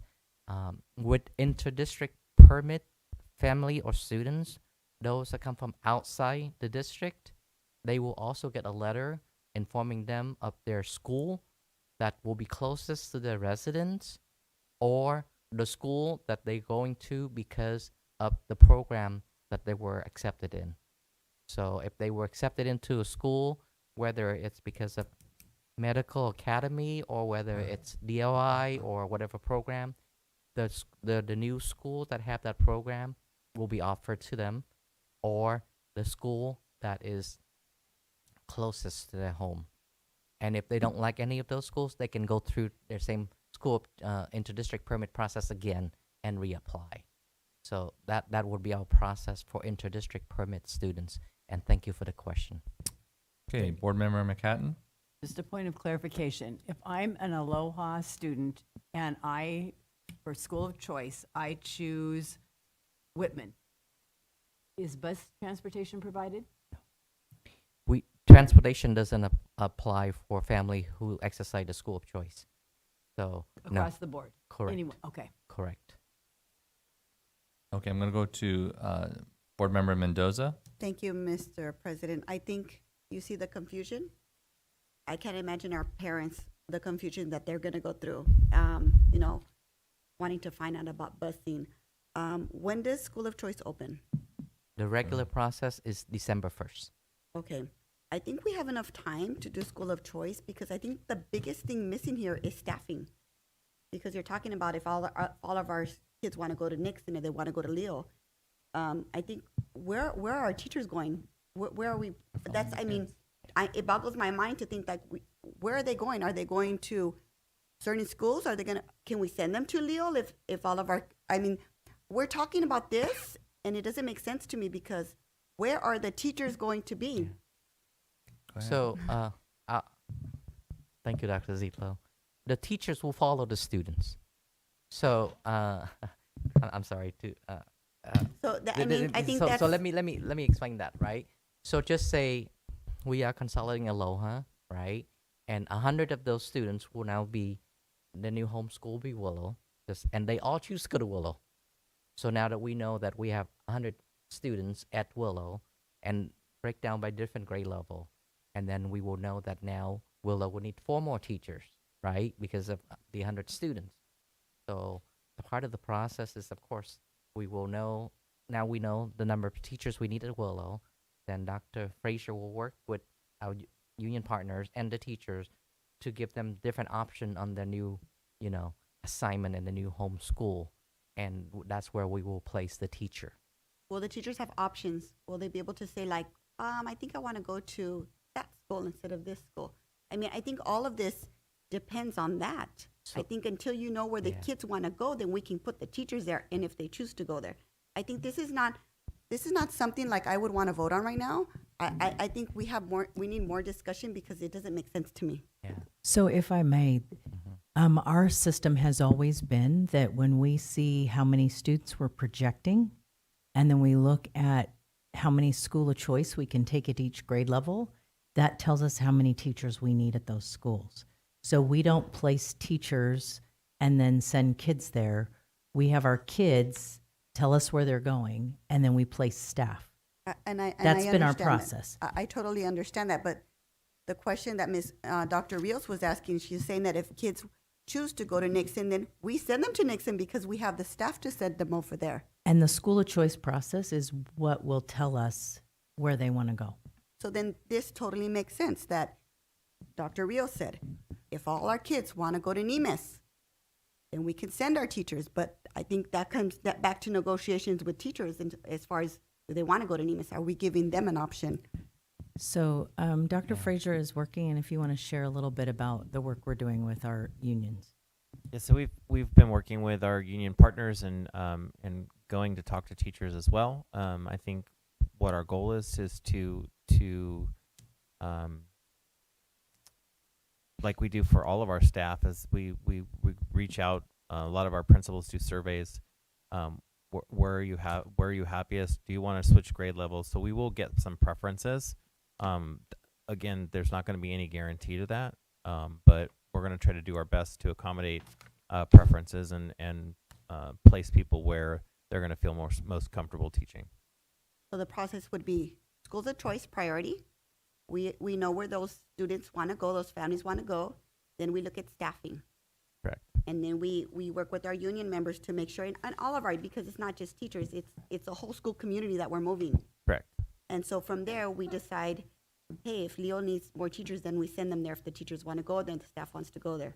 So I think we are making, I'm understanding that commitment is there, that we're going to do that commitment for the students. So I think this process, look how long it's taken us to understand this. And we need to be very transparent and provide so much information, not just to our families, but to our schools, and our staff. But I don't know. We only got 15 minutes to close this up. I don't know if I want to vote on this right now. I feel rushed, and this has felt like this has been the process of our meetings. Is that we're getting to the end and we're just kind of rushing through it. So I know we have a couple additional speakers, but I need to say a couple words before we go too far. We don't have to decide this tonight. We can always have a special session, but we have to do this before the school of choice is sent out. So that's why we have to do it now. If we did it in June, maybe we would have more time, but that is not the case right now. So we are here today now to decide that. We can move to have a special session the following week to go over this in detail and not rush, and I'm okay with that. I am actually kind of inclined to address Dr. Rios's concerns regarding the kids that we made a promise to. I don't really, I know we are not guaranteeing anything, but to say that all the kids are going to pick the same school is kind of not realistic. I don't think that's the way the general trend of what the kids have done is going to be. There are so many schools in our district to select from.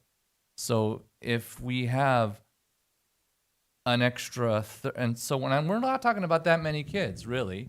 We're talking about Ferguson, we're talking about Juarez, and we're talking about Aloha. There's only 260 kids there now. So we're only talking about maybe 40 kids from one and maybe 40 kids, maybe 80 kids. All 80 kids pick the same school, yeah, we're going to have a problem. But the realistic issue is going to probably be that even then, these schools, like Nixon, we would be a little bit crammed. I totally get it. For 1 year, they would be totally crammed. But I bet you we could find a classroom that will fit. That's two classes at least. I just think we're trying to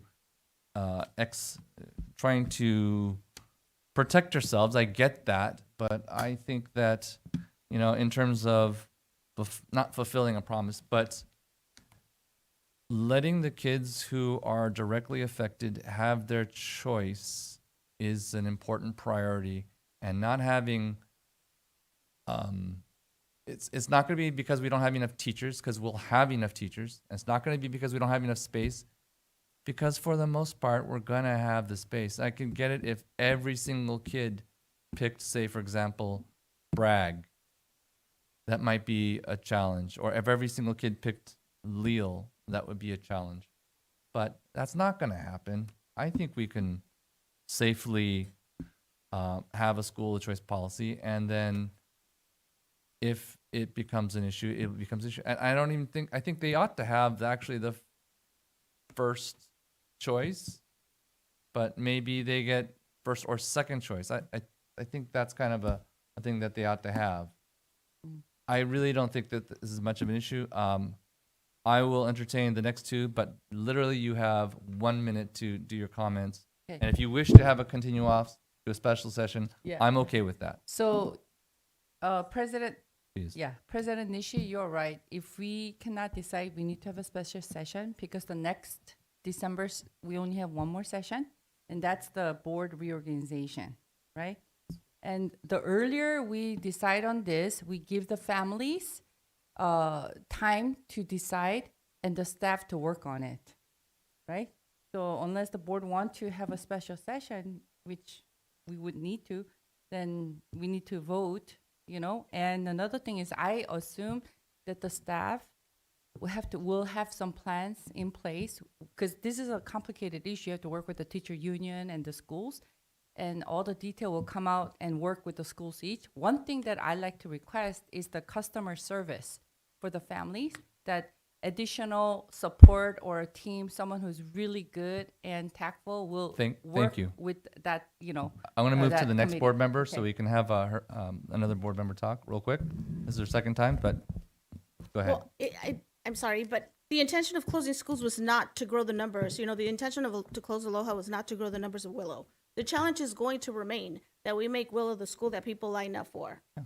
And so, no, I'm still going to stick with the idea of we are going to have to give priority wherever they want to go. And what I'm hearing, whether it's intentional or not, is what do they all want to go to Leo? Or what do they all want to go to these other schools that we know are high priority? So be it. We created this problem. Now we have to find a solution for it. So are you proposing an amendment? I am, well, what would the amendment be? That they do get first or second choice? They would get first or second choice, regardless of capacity. Yes. All right. Is there going to be a second to that? Okay. So actually, I think I need to call a vote because we have the rest of this agenda. And nobody wants to continue this matter to another date for a special session? I'm not seeing anything. Okay, let's call for a roll call vote. Mrs. McCatton? Yes. Mrs. Mendoza? Yes. Dr. Rios? Mrs. Yu? No. Mrs. Yokoyama Bui? No. Mr. Noyola? Yes. Mr. Nishii? Yes. Motion passes 5-2. All right.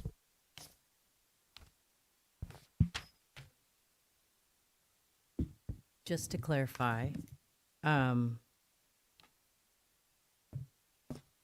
the students at Aloha or Juarez will be given priority for their first or second choice for their schools. And we will address any that are not placed in their first and second choices by trying to move them into their first or second choice.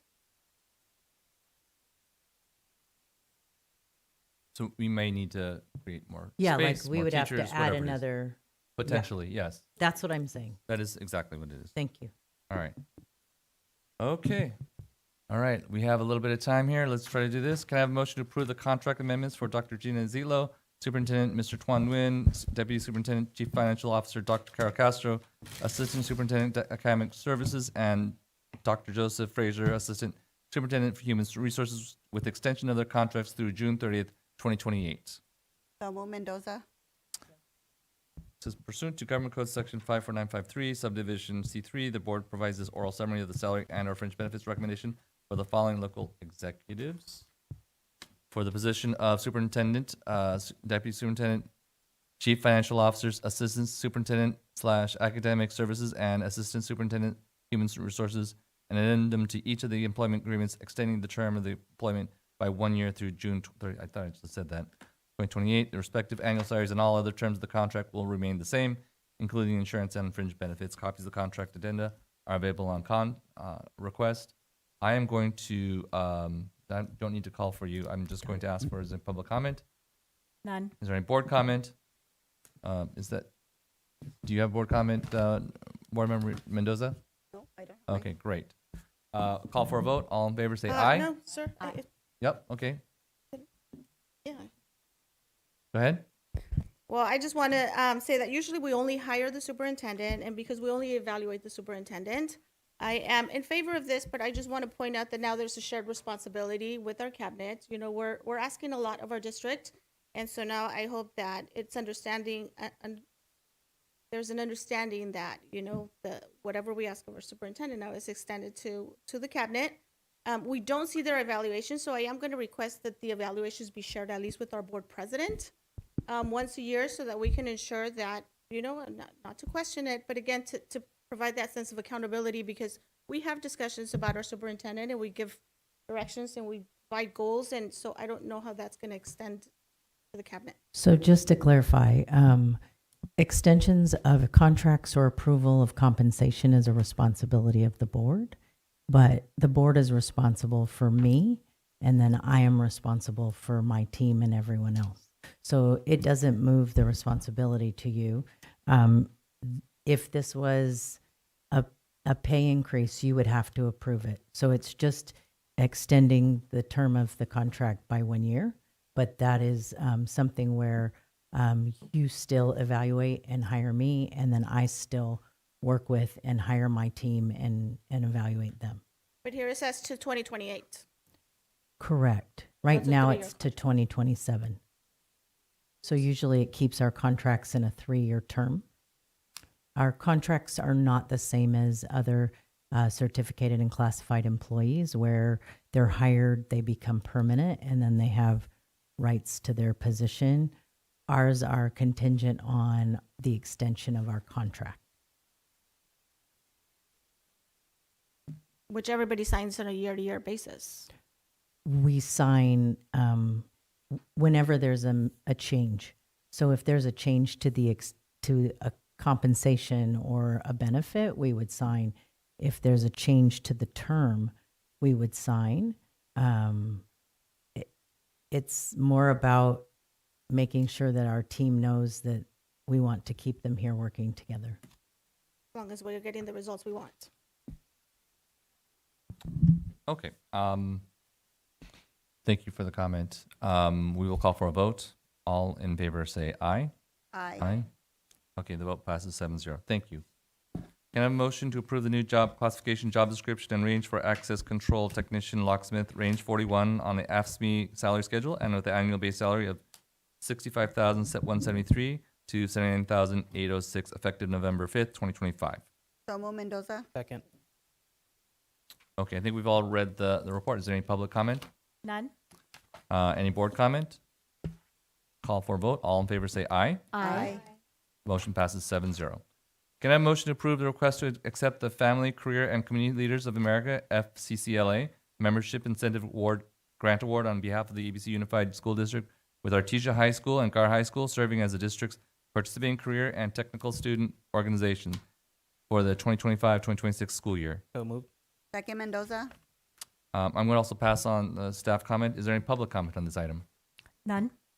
All in favor say aye. Aye. The motion passes.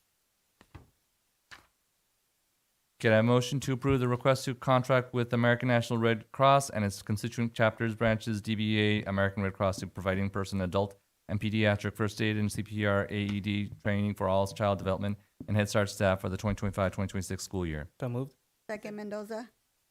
Any public comment? None. All in favor say aye. Aye. Aye. Can I have a motion to accept the gift report 2020-2503 totaling $89,187.97? So moved. Second Mendoza. Any public comments? None. Any board comments? All in favor say aye. Aye. Board member reports, we don't have a ton of time. Can we skip announcements? Yes, okay, so we're gonna skip announcements. Board member report, I'm gonna give it to Dr. Rios. Quick announcement, Artesia Volleyball is going to, for the first time in AHS history CIF finals, we invite everybody to come out. The game is Saturday, November 8th, 6 p.m. at Artesia Heights Gym. Come support the Artesia girls volleyball team. The announcements are, okay, board member Mendoza. Thank you, Mr. President. This Friday at Winnie High School, they're going to be celebrating Dia de los Muertos. So if you want to come out, it's from 6 to 9:30. Thank you. Thank you. We could have another session for board comments for the following time. I apologize for the shortness of time. Can I have a motion to close this meeting? Tatiana moves. All in favor say aye. Motion passes. This meeting is closed.